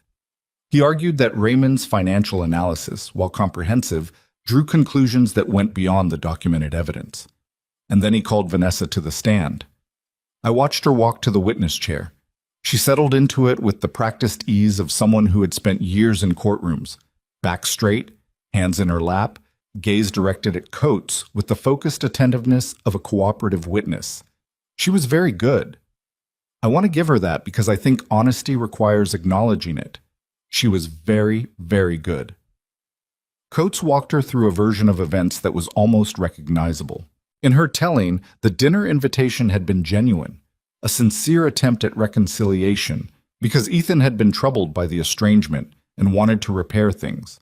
The police call had been made, she said, because in the weeks before the dinner she had received several disturbing voicemail messages from a number she didn't recognize that she believed to be mine. Messages that had frightened her. She had not reported them at the time, so she hadn't wanted to escalate. But when the dinner was imminent and she thought about me arriving at the house in an agitated state, she had called as a precaution. The voicemails, she said, had been deleted by accident. Of course they had. The emails to Sinclair, she explained, were part of a broader estate planning discussion she had initiated after becoming concerned about certain behaviors she had observed in me over the past 2 years. Confusion during phone calls, erratic statements made at social events, a level of financial decision-making that seemed inconsistent with my prior patterns. She had consulted Sinclair not to harm me, she said, but out of genuine concern for my well-being. She said it with exactly the right amount of controlled emotion. Not enough to seem performed, just enough to seem sincere. I sat and listened to all of it. I kept my face still. I had spent 31 years making decisions about who was telling the truth and who was telling a story, and I was watching a story being told. The seams were visible to me, but I understood they might not be visible to everyone. Then Diane stood up for cross-examination. She had a folder in her hand. She set it on the podium and opened it without ceremony and looked at Vanessa for a moment with the particular expression that I had learned over 19 years of watching her work meant she was about to do something she had been saving. "Mrs. Caldwell," she said, "you testified that you received voicemail messages that frightened you, messages that you later deleted accidentally. That's correct? And these messages came from a number you believed to be Mr. Caldwell's?" "I believed so, yes." "Can you describe the content of those messages in general terms?" Vanessa paused, not long, but perceptibly, the pause of someone choosing a word carefully. "They were angry," she said, "accusatory. He made references to the property, to financial matters." "References that frightened you?" "Yes." Diane reached into the folder and drew out a single page. I'm introducing Exhibit 23, she said. This is a certified record from Mr. Caldwell's cellular carrier, covering all outgoing calls and messages from his number during the 18 months prior to the October dinner. She set a copy on the defense table in front of Coates and gave one to the clerk for the judge. The record shows 0 calls or messages from Mr. Caldwell's number to any number registered to or associated with Vanessa Cross or Ethan Caldwell during that period. She let that sit. 0, Diane said again, not for effect, but because it was the accurate word. Not deleted, not unanswered, 0. They were not made. Vanessa's composure did not crack. I will give her that. She was extraordinary under fire. Her expression shifted into something that read as confusion, that performed the specific affect of a person encountering a discrepancy they can't immediately explain. He may have used a different phone, she said, or a blocked number. Diane said. She reached into the folder again. Exhibit 24.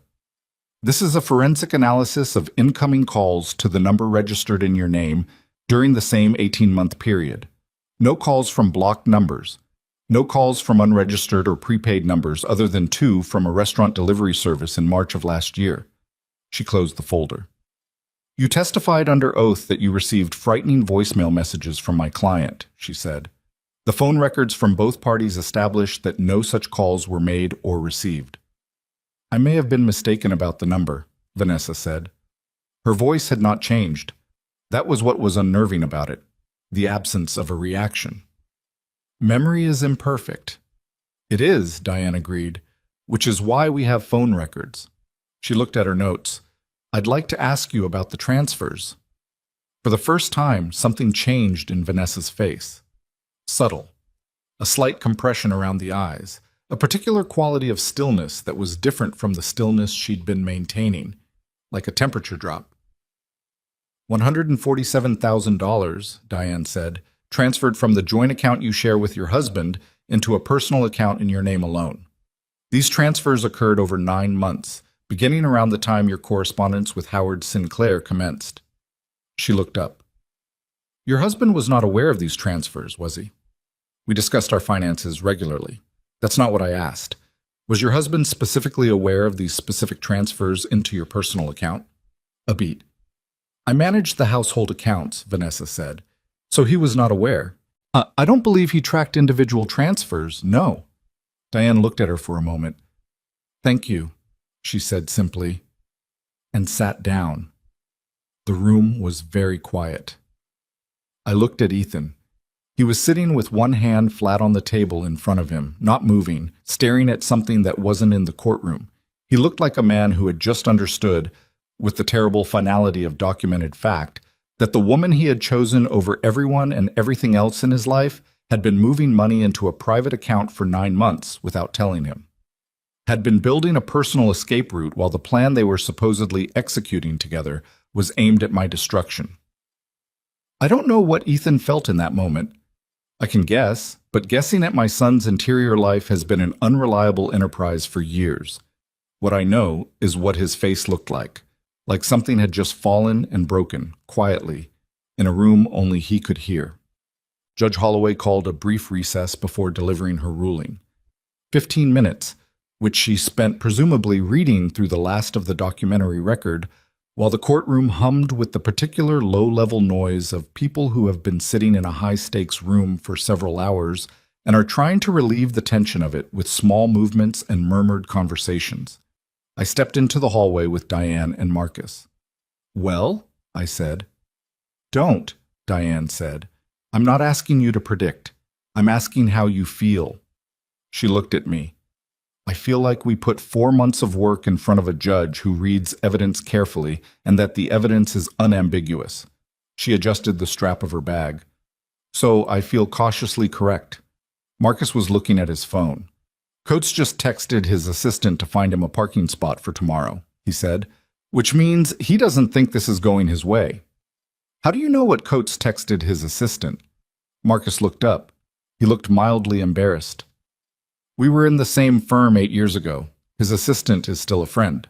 I looked at him. Is that ethical? He texted her. She forwarded it to me. It's a parking spot. He put his phone away. I'm just saying, and he's not acting like a man who expects good news.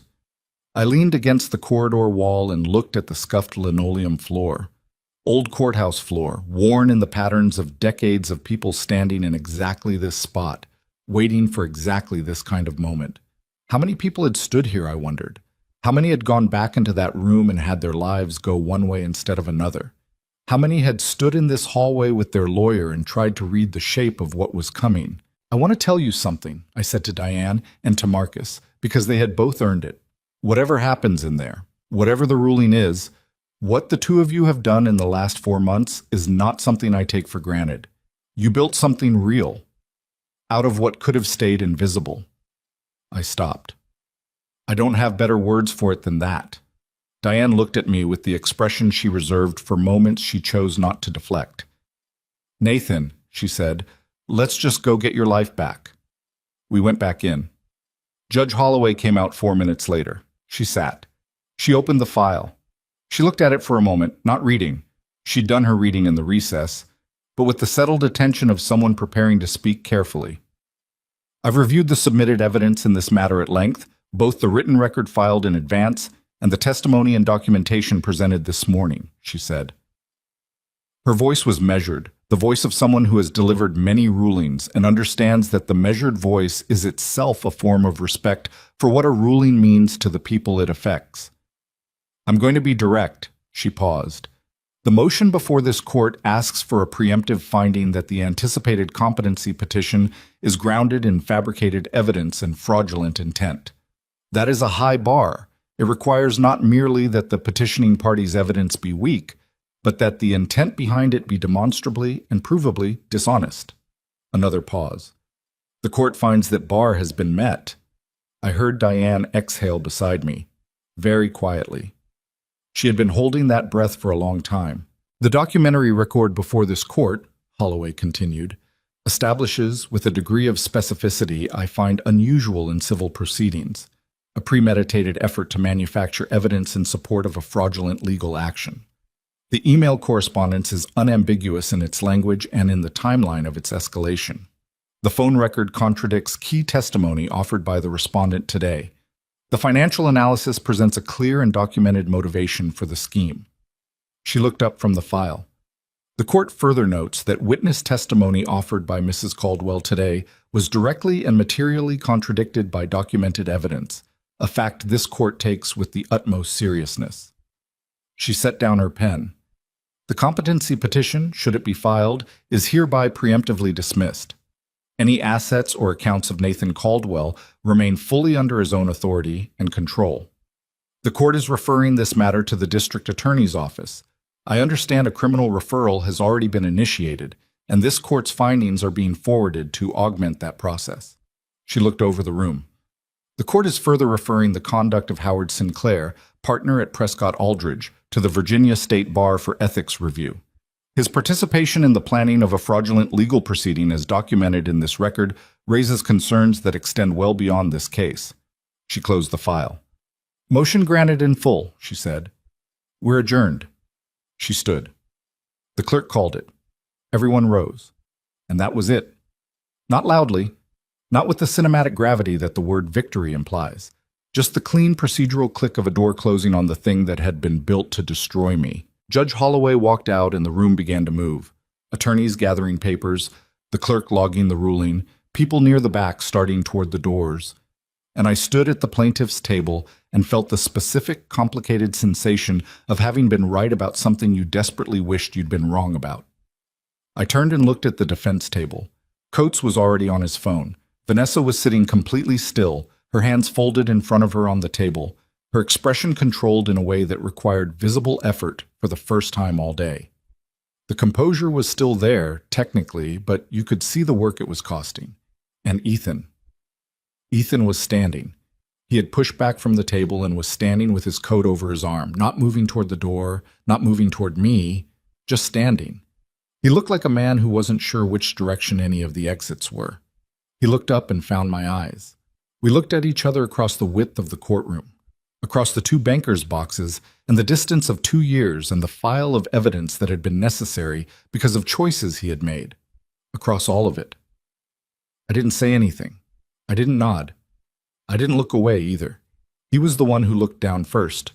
Diane put her hand briefly on my arm. "Come on," she said quietly. "Let's get you out of here." I gathered my jacket. I picked up the folder I hadn't opened once during the day because everything I'd needed was in Diane's hands. I walked out of courtroom 7 the way I had walked into it, steadily, without hurrying, with the specific deliberateness of a man who has somewhere to be. Behind me, I heard the low sound of Coates's voice beginning a damage assessment conversation with his client, the particular urgent murmur of a lawyer recalibrating. And underneath that, very briefly, I heard something that might have been Ethan's voice. Not words, just a sound. Something that could have been talking to Vanessa, or could have been talking to the air. I didn't stop. Some thresholds, once crossed, don't benefit from pausing at the edge. You keep moving. You walk out into the December light, and you keep moving, and you let the truth you've spent 4 months building do the work it was built to do. That's what justice actually is, in my experience. Not a moment. Not a door slamming, not a face falling. It's a process that grinds forward on its own weight once you set it in motion. And the best thing you can do, once you've done your part, is get out of its way. I walked out of the courthouse. The cold hit me immediately. Sharp December air, the sky the particular pale gray of a winter afternoon. Diane and Marcus came through the doors behind me, and we stood on the courthouse steps for a moment, not talking, just breathing. Then Marcus said, "I need coffee, and I need it immediately." Diane laughed. A real laugh, short and sudden. The laugh of someone who has been professional for 8 hours straight and has just been given permission to stop. I smiled. It surprised me. The ease of it, after everything. "All right," I said. "Let's get some coffee." We walked down the courthouse steps into the gray December afternoon, and somewhere in the city behind me, a legal proceeding that had been built to erase me had just been used instead to document exactly what I was, which was not a man in decline, not a man who had lost his grip on himself or his affairs or his judgment, just a man who had been lied to by someone he loved, had looked at the evidence and had refused to pretend it said something different than what it said. That's all any of us can do in the end. Look at what's in front of us clearly and refuse to flinch. The coffee at the diner 3 blocks from the courthouse went cold while Diane was still talking. We had been sitting in the back booth for nearly 2 hours, Diane, Marcus, and me, and the waitress had refilled our cups twice without being asked, the way good diner waitresses do when they can read a table and understand that what's happening there is not casual. Outside the window, the December afternoon had gone fully dark. The courthouse was still lit across the street, its upper windows yellow against the black sky. "The criminal referral is already with Priya Nair's office," Diane said, her hands wrapped around her cup. "She has everything Raymond compiled. She has the authenticated emails. She has Judge Holloway's findings." She paused. "She's going to move." "Timeline?" I asked. 6 weeks? Maybe 8? Priya doesn't sit on things." Marcus was quieter than usual, which with Marcus meant he was thinking hard about something he wasn't ready to say yet. I had learned his rhythms over the past months. The way his silence had a different quality when he was processing versus when he was withholding. This was withholding. "Say it," I told him. He looked up. "The estate," he said. "We need to talk about the estate." I had known this was coming. I had been holding it at a slight distance all day, the way you hold something that requires a particular kind of attention and you haven't had the space to give it yet. The morning had been entirely consumed by the hearing, but the hearing was over now, and what remained, the 4.7 acres in Hanover County, the house, the private mortgage that Meridian Capital Partners was entitled to call in, was not resolved by Judge Holloway's ruling. The ruling had protected my assets and invalidated the guardianship scheme. It had not returned to the property. "Walk me through it," I said. Marcus leaned forward slightly. "The private mortgage is in default. 1 payment missed 3 weeks ago. Meridian has the contractual right to initiate foreclosure. If they do, the property sells at auction, the proceeds go to Meridian first, then any remaining creditors, and whatever is left, if anything, goes to Ethan and Vanessa as the current title holders." "How much is left after Meridian?"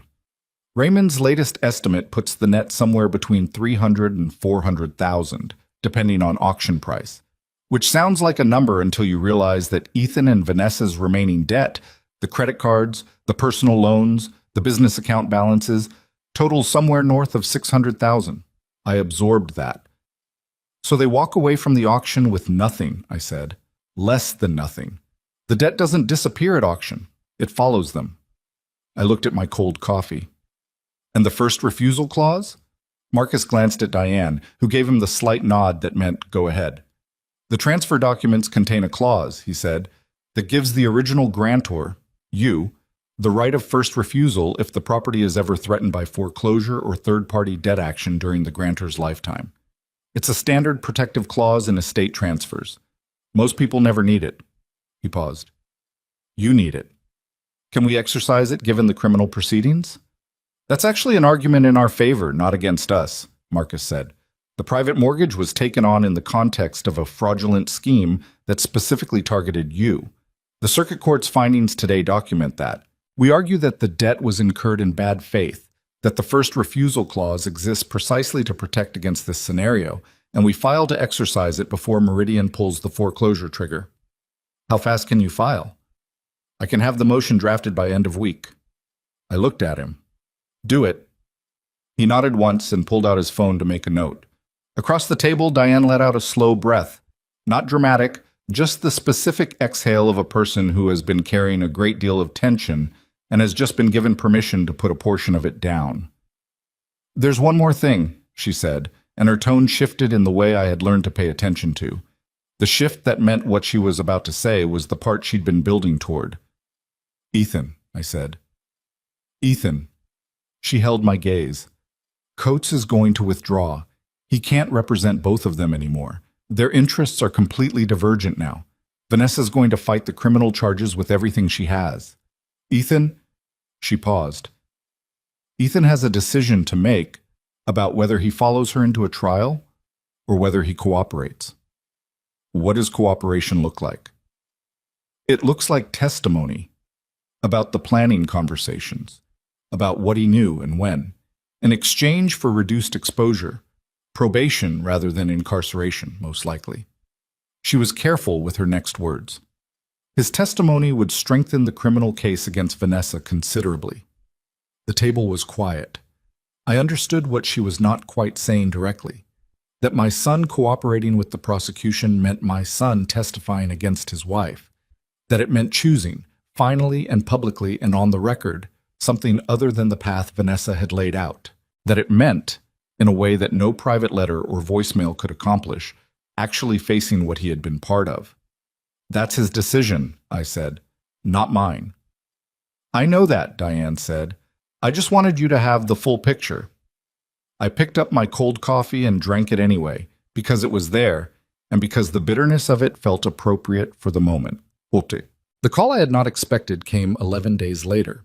Not from Ethan, not from Vanessa's new attorney. She had retained a woman named Dana Farrell, who had already sent Diane a letter that Diane had described as aggressive in the specific way of attorneys who know they're holding a losing hand and are trying to establish volume as a substitute for evidence.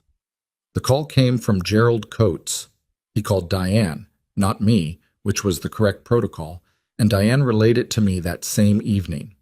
Coates had formally withdrawn from representing Vanessa, citing conflict of interest, as we'd anticipated.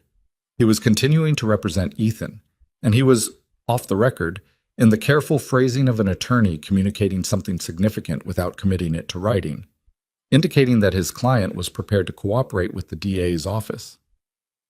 How complete? I asked Diane. Complete, she said. Coates used the word comprehensive. He's a precise man. He chose that word deliberately.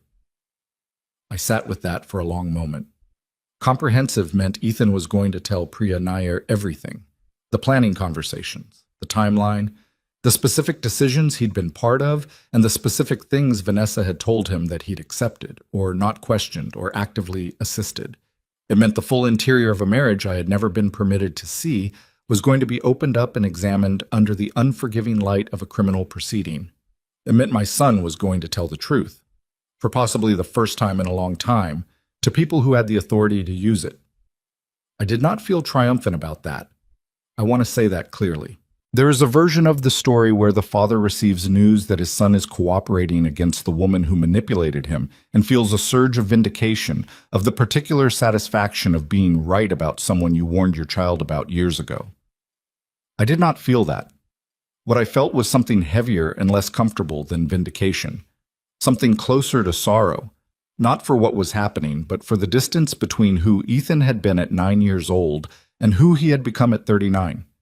For how a person travels that distance without appearing to notice the direction they're heading until they have arrived somewhere they can't easily leave. "Nathan," Diane said, when the silence on my end had lasted long enough that she felt the need to check. "Are you all right?" "I'm thinking," I said. "Okay." "He's doing the right thing," I said finally. "Late, but he's doing it." "Yes," she said. "That doesn't fix anything." "No," she said, "it doesn't." We sat in that honest silence for a moment, the silence of two people who have known each other long enough to not fill space with false comfort. "It's something, though," I said. "It's something," she agreed. Vanessa's trial began in the third week of March, on a Monday that arrived gray and cold with a late-season threat of snow that didn't materialize. I did not attend. I had made that decision weeks in advance, deliberately, and I did not second-guess it.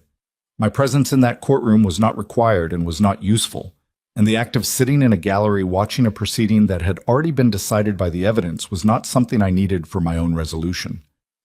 What I needed, I had found, was simpler and less dramatic than being present at Vanessa's public unraveling. What I needed was to go to the cemetery on the Monday that her trial began and stand beside Patricia's grave in the late winter cold and tell her, out loud, that the house was coming back. I drove out on Monday morning. The cemetery was quiet in the way cemeteries are in winter, stripped of the softening that summer greenery provides, everything honest and bare. The oak near Patricia's grave had dropped all its leaves months ago and stood in the particular elegant starkness of a deciduous tree in March, every branch visible, the whole architecture of it exposed. I stood there for a while. I told her about Marisol and what Marisol had done. I told her about Diane and Marcus and Raymond. I told her about the December hearing and Judge Holloway and the specific moment when Raymond had said $147,000, and I had watched Ethan's head come up and the look that had passed across his face. I told her that Ethan was cooperating. I said it out loud because it was the hardest thing to say and the most important. The wind moved through the bare oak branches above me. The cold was clean and direct, the way March cold is. I drove home. Marcus gave me daily summaries of the trial's progress.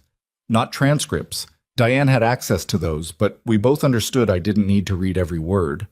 Marcus distilled what testimony had been presented, how it had landed, how Farrell's defense was holding up against the weight of what was in front of it. The answer, consistently, was not well. Ethan's testimony came on the third day. Marcus called me that evening, and I could hear in his voice the specific quality of someone who has witnessed something in a courtroom that he will remember for a long time. "He was thorough," Marcus said. "Coates prepared him well. He answered what was asked, didn't elaborate beyond the question, didn't perform remorse in a way that would have looked calculated. He just answered. What happened? When? What he knew." "How did Farrell cross-examine?" "She tried to establish that he'd been coerced, that Vanessa had manipulated him into participating in something he didn't fully understand." A pause. "He didn't give her that." "What do you mean?" "She asked him, at one point, whether he'd felt pressured by his wife to go along with the plan. And he said, 'I'm going from notes here.' He said, 'I made choices. I was a grown man. What she did that I didn't know about, that's on her. What I agreed to, that's on me. I'm not going to sit here and say I didn't understand what we were doing." I closed my eyes briefly. "The jury saw that," Marcus said quietly. "Whatever happens with his own proceeding, the jury saw him say that in that courtroom." I thanked him and put down the phone and sat for a long time in my apartment, in the March dark, with the window cracked slightly and the cold coming in the way I'd gotten used to preferring. The reminder that the outside world was still there, still moving, still indifferent to the particular difficulties of any individual life in the way that weather is always indifferent, and that I had come to find oddly comforting rather than alienating. My son had sat in a witness chair and refused to make himself smaller than he was. Had refused, when given a clean exit, to use it. Had said, "I made choices." It was not enough. Nothing that had happened in a courtroom was going to be enough in the sense of restoring what had been lost or undoing what had been done. But it was true. And truth, even when it arrives late, even when it costs the person telling it considerably, has a weight that cannot be faked. I had spent 31 years in rooms where people tried to fake it. I knew the difference. God. The verdict came on a Friday afternoon. Guilty on all 3 counts. Diane called within minutes. Her voice had the settled quality it got when she had worked very hard for something. And the work had produced what it should have produced. Not elation, because Diane's relationship to outcomes was always more complicated than elation, but resolution. The cord landing. "All 3?" I said. "Unanimous on 1 and 3. 10-2 on count 2. A pause.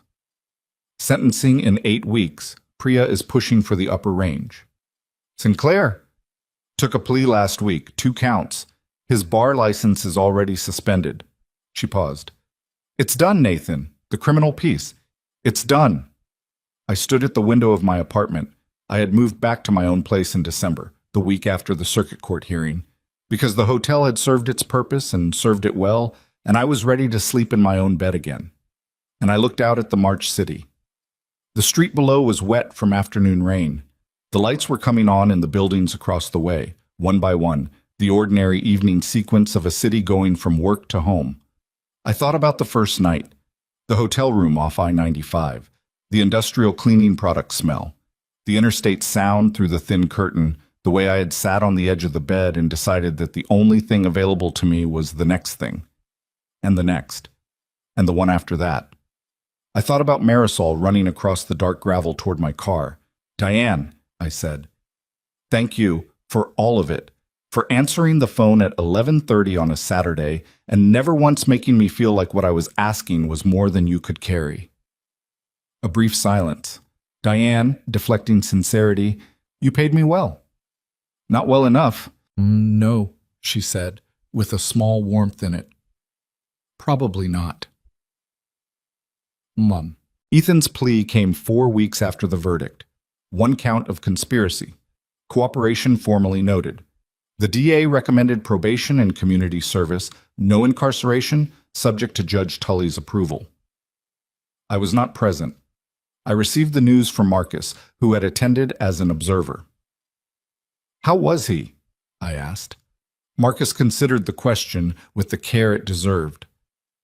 He looked like someone who had arrived somewhere he needed to arrive and was not comfortable about it and wasn't pretending to be. He paused. "That's the best I can say." It was enough. It was actually exactly what I would have wanted to see if I had been there. The financial consequences moved quickly after that. Ethan's consulting license was suspended pending review. A review that Diane told me honestly was unlikely to resolve in his favor for several years, if at all. The marriage was already on paper in the process of dissolution. Vanessa had filed before the verdict came in, which told me something about the specific quality of her self-preservation instinct that I found grimly clarifying. Their shared accounts were frozen, then released in the legal sequencing of the criminal proceedings' financial penalties. The restitution order, $147,000, the precise amount of the private account transfers to be paid to Ethan as a secondary victim of Vanessa's financial deception within the marriage, was ironic in a way that I suspected no one involved found particularly amusing. Sentencing came in late March. Vanessa received 2 years federal, 3 years probation following release. She stood for it with the same composure she had maintained throughout, which I knew only from Marcus's account because I had not been present. When the sentence was read and the bailiff moved toward her, she apparently looked once at the gallery, a single brief survey, found no one she was looking for, and looked away. Ethan received 3 years probation, community service, no incarceration.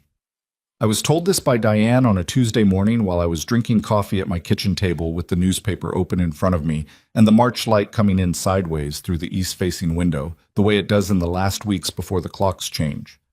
I put down my coffee. I looked at the light on the table for a moment. "Nathan," Diane said, "the estate motion is moving. Marcus expects the filing to be accepted within the week. Meridian isn't going to fight it. Raymond flagged their own regulatory issues to the right people, and they want a clean exit more than they want a prolonged legal battle." "How long until the deed transfers?" 4 to 6 weeks, maybe less. I did the math without meaning to. Late April, early May. The oak trees along the driveway would be in new leaf by then. The garden that Patricia had planted along the front walk would be coming back from winter, the perennials pushing through whether anyone had tended them or not, the way perennials do, patient, persistent, returning without being asked. "Diane," I said, "when it transfers, when the deed is recorded, will you call me immediately?" "The second it's confirmed," she said. "I'll call you myself." I thanked her and put down the phone.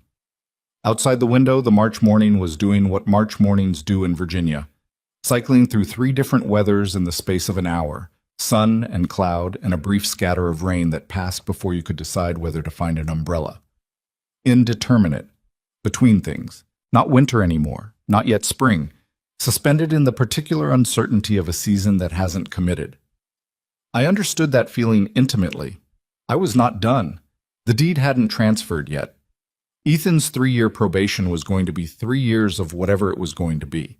I didn't know, couldn't know, was trying not to construct expectations about it, because expectations were what had walked me down that driveway in October and nearly into the middle of a trap.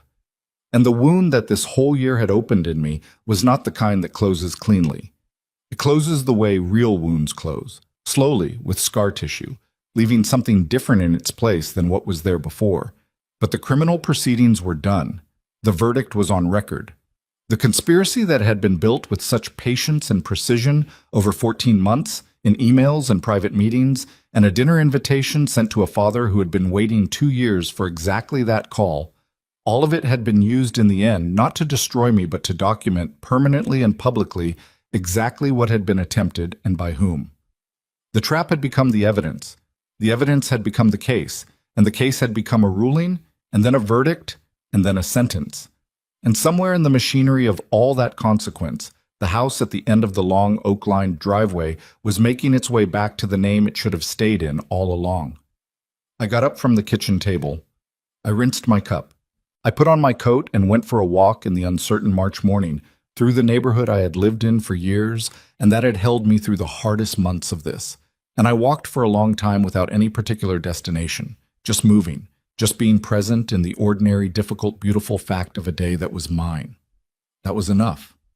That, I had learned, was actually quite a lot. Diane called on a Wednesday morning in late April, at 8:47, while I was standing at the kitchen sink rinsing a coffee cup. "It's recorded," she said. "The deed transferred this morning. The county confirmed it 20 minutes ago." A pause. Brief, but the kind that holds something in it. "Nathan, it's yours again." I stood at the sink with the water still running and the cup in my hand, and I did not say anything for a moment. Not because I didn't have words, because the words that existed for that moment were not the efficient kind. They were the kind that belong to the space between a man and his own life, and they don't travel well over a phone line. "Thank you," I finally said, "for everything, for all of it." "Go see the house," Diane said. And then, because she is Diane and cannot sustain sentiment for more than 10 consecutive seconds without deflecting it, "and call me if there are any complications with Meridian's exit paperwork. I don't expect there will be, but call me anyway." I turned off the water. I set down the cup. I went to get my keys. The drive to Hanover County took 40 minutes in the Wednesday morning traffic, and I did not play the radio. I just drove. Past the neighborhoods I knew and the stretch of highway where the landscape opened up and the sky got bigger, past the turnoff that I had taken hundreds of times over 32 years, until I stopped taking it and then taken again in the dark on an October evening that had been the beginning of everything that followed. The oak trees along the driveway were in full leaf. That stopped me for a second. The sheer fullness of them, the deep late April green against the pale morning sky. I had planted those trees as saplings 32 years ago, and I had watched them grow through all the seasons of a life, and they had kept growing through the seasons I hadn't been here to see. They did not know what had happened in the house at the end of their corridor. They had simply kept becoming what they were. I drove slowly under them, gravel under the tires, the particular sound of it. The house was quiet and slightly unkempt in the way of a place that has been in legal transition. Ethan and Vanessa's furniture was still inside, which would need to be addressed, and the garden along the front walk was overgrown and tangled from a winter nobody had tended it through. The paint on the south-facing trim was peeling in 2 places. There were things wrong with it. There were things wrong with everything that has been through something real. I parked and sat for a moment with the engine off. Then I got out and walked up to the front door and I put my key in the lock. The same key, the one I had kept in the drawer of my apartment through all of it, and I opened the door. The house was cold inside. Stale air, closed up cold, the smell of absence. I stood in the entry hall and looked straight through to the back windows and the yard beyond them, the same sight line I had loved from the beginning, the one that made the house feel like it breathed. I walked through to the back porch and opened the door and stood there looking out at the yard. Overgrown. The garden bed along the fence completely wild. But the apple tree Patricia had planted in the corner was still there, still leaning slightly east the way it always had, new leaves coming in thick and healthy. It had not needed anyone's attention to survive the winter. It had simply survived. I stayed for an hour, walked through every room, took inventory not with a clipboard but with my eyes and my memory.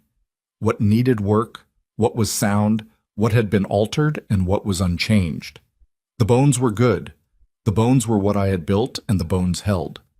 When I left, I stopped at the end of the driveway and looked back at the house through the rear-view mirror. It sat at the end of the oak corridor the way it had always sat, a little imperfect, a little worn, absolutely itself. I drove home and called Marisol.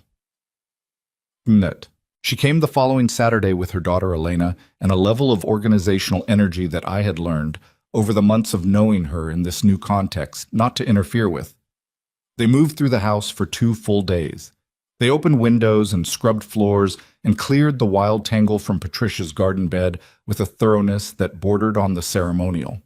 Elena, who had her mother's directness and a sharper sense of humor, held up a particularly gnarled root at one point and said, "What is this?" "I have no idea," I said honestly.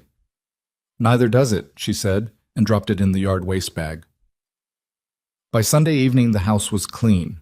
Not restored. That would take months, the paint, and the landscaping, and the slow business of making a space feel inhabited again rather than reclaimed. But clean, honest. The smell of stale absence was gone, replaced by cleaning products and April air, and something underneath both of those that I can only describe as the house returning to itself. I paid Marisol 3 times her rate, as I had told her I would.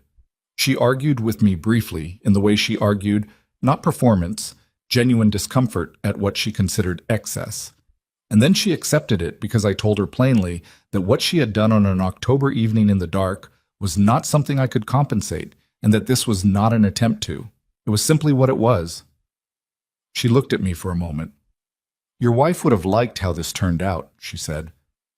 I thought about Patricia, about her garden coming back in the bed along the front walk, about the apple tree she'd planted that had kept growing without her. "Yes," I said, "she would have." The letter from Ethan arrived in May, on a Thursday, in the mailbox at the end of the driveway. I saw his handwriting on the envelope, the slightly cramped cursive I recognized from birthday cards when he was young, and I stood at the mailbox for a moment with the morning air moving through the oak trees around me. Then I took it inside and poured coffee and sat at the kitchen table and opened it. It was long, 4 pages, front and back, written at what I somehow knew was a kitchen table, probably late, in the way that hard things get written. When the day is done and the defenses are tired and the truth is easier to reach than it is in the managed hours of daylight. He admitted everything. Not legally. The legal admissions were already on record. Personally. The decision to follow Vanessa's plan when the money got bad enough that desperation replaced judgment. The 2 years of silence that he described, with a bluntness that cost him something to write, as the longest sustained act of cowardice of his life. The dinner invitation, the specific evening, the fact that he had written that text, just family, knowing exactly what it was, and sent it anyway. And then the thing that had apparently broken something open in him in a way that nothing else had. Sitting in the courtroom in December and hearing Raymond say $147,000 transferred into a private account, money moved without his knowledge, by the woman he had chosen over everyone and everything else, into a personal account she had apparently been building as her own exit while they were supposedly partners in a plan. He wrote, "I helped plan something terrible, and I didn't even know the full extent of what I was planning. I've spent months trying to decide which is worse. I don't have an answer. They're both failure, just different shapes." He did not ask for forgiveness. That was the thing that mattered most. The letter did not position its honesty as currency to be exchanged for something. Near the end, he wrote, "I'm not writing because I expect anything. I'm writing because what I did requires being said directly, to you, in words you can hold. I'm sorry, Dad.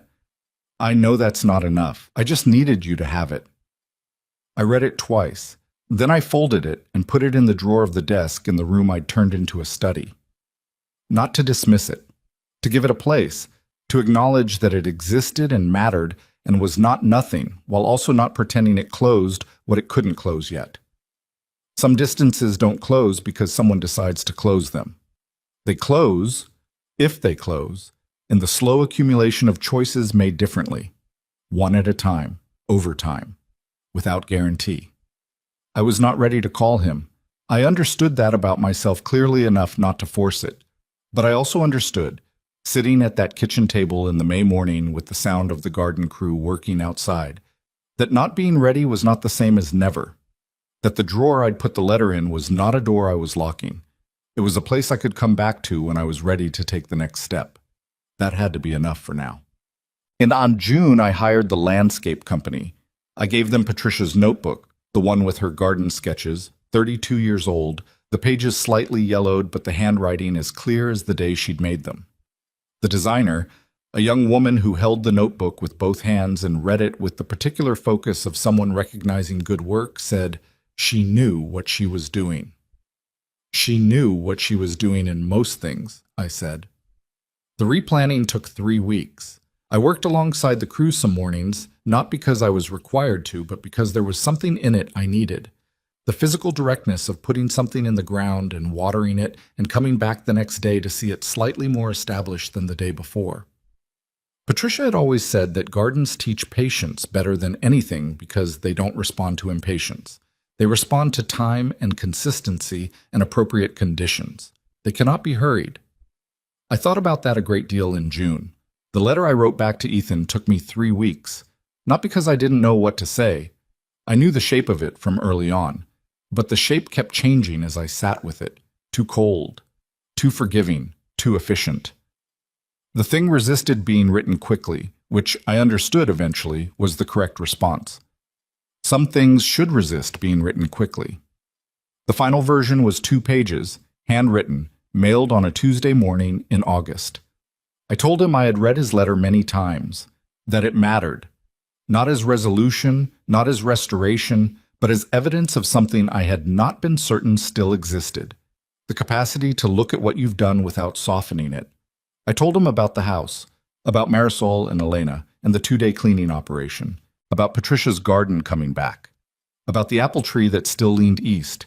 I told him I did not yet know what was possible between us, that I was not closing anything and not opening anything prematurely either, that some doors require more time than we think they should, and forcing them before they're ready breaks the frame. And then I told him the thing that had taken the longest to find words for, that the people who had been truly present through everything, the people who had showed up, done the work, told me the truth when it cost them something. None of them were connected to me by blood. Diane, Marcus, Raymond, Marisol. They had chosen to be present. Nobody had obligated them. They had looked at the situation and decided, each in their own way, that being there mattered more than the risk of being there. That, I wrote, is what I now understand family to mean. Not the people who share your last name. Not the people who owe you connection by accident of birth. The people who come running out of a side door in the dark, because what they know is more important than what it might cost them to tell you. That's the definition. And I had been slow to understand it, and the slowness had cost me, and I was telling him because I thought he needed to hear it too. I wrote, "I don't know if you and I can build something like that. The foundation has to be rebuilt from different materials than what we were using before. But I know it can't be built with silence. You broke the silence. That's something. What we do with it is still to be determined." I sealed it, mailed it, stood at the post office counter for a moment after handing it across, the way you stand when something has left your hands that cannot be recalled. Then I walked out into the August heat and drove home. I want to tell you where I am now. Not as a tidy ending. My life is not tidy, and I would not trust a version of this story that pretended otherwise, but as an honest account of what survives. I am 69 years old. I live in this house, the one I built 32 years ago and recovered at a cost I am still, in some ways, still calculating. The garden is imperfect, partially established, several of the new plantings still tentative in the soil. The trim on the south side has been repainted. The gravel on the driveway has been topped. The inside of the house is mine again, in the way that spaces become yours over time. Not because you own the deed, but because your habits have settled into the rooms and the light knows where to find you in the morning. Marisol comes on Saturday mornings. Not as an employee, I am her client in the new cleaning business she started in June, and I pay her accordingly, and we have coffee at the kitchen table and talk about nothing in particular and something important simultaneously, which is the best kind of conversation. Elena stops by sometimes, unannounced, which she has apparently decided is acceptable. It is. Ethan and I have spoken twice on the phone since I mailed the August letter. Short conversations. Careful. With the specific quality of two people relearning the sound of each other's voices after a long time of not hearing them. Not comfortable, not resolved, but happening. He is living in a smaller apartment on the west side of the city, working in a hardware store while the consulting license question works itself through the review process that Diane tells me will probably not end in his favor for at least another year. He sounds, in those brief phone calls, like a man who is doing the hard and unglamorous work of becoming someone he can tolerate being. That is not a small thing. That is, actually, one of the most difficult things a person can do. Vanessa is serving her sentence. She has not contacted me, and I do not expect she will. There are people whose capacity for genuine accountability I have simply stopped waiting to discover, and the energy that releasing that expectation freed up has been put to better use. Howard Sinclair's law license has been permanently revoked. He is the subject of civil action from two other clients whose situations Raymond identified as sharing certain structural similarities to mine. The machinery of consequence, once set in motion, tends to find things. What I want to say to you, and I'm saying it to you directly now, the way this kind of story earns the right to do at its end, is this. I was a man who had spent 31 years presiding over other people's disasters.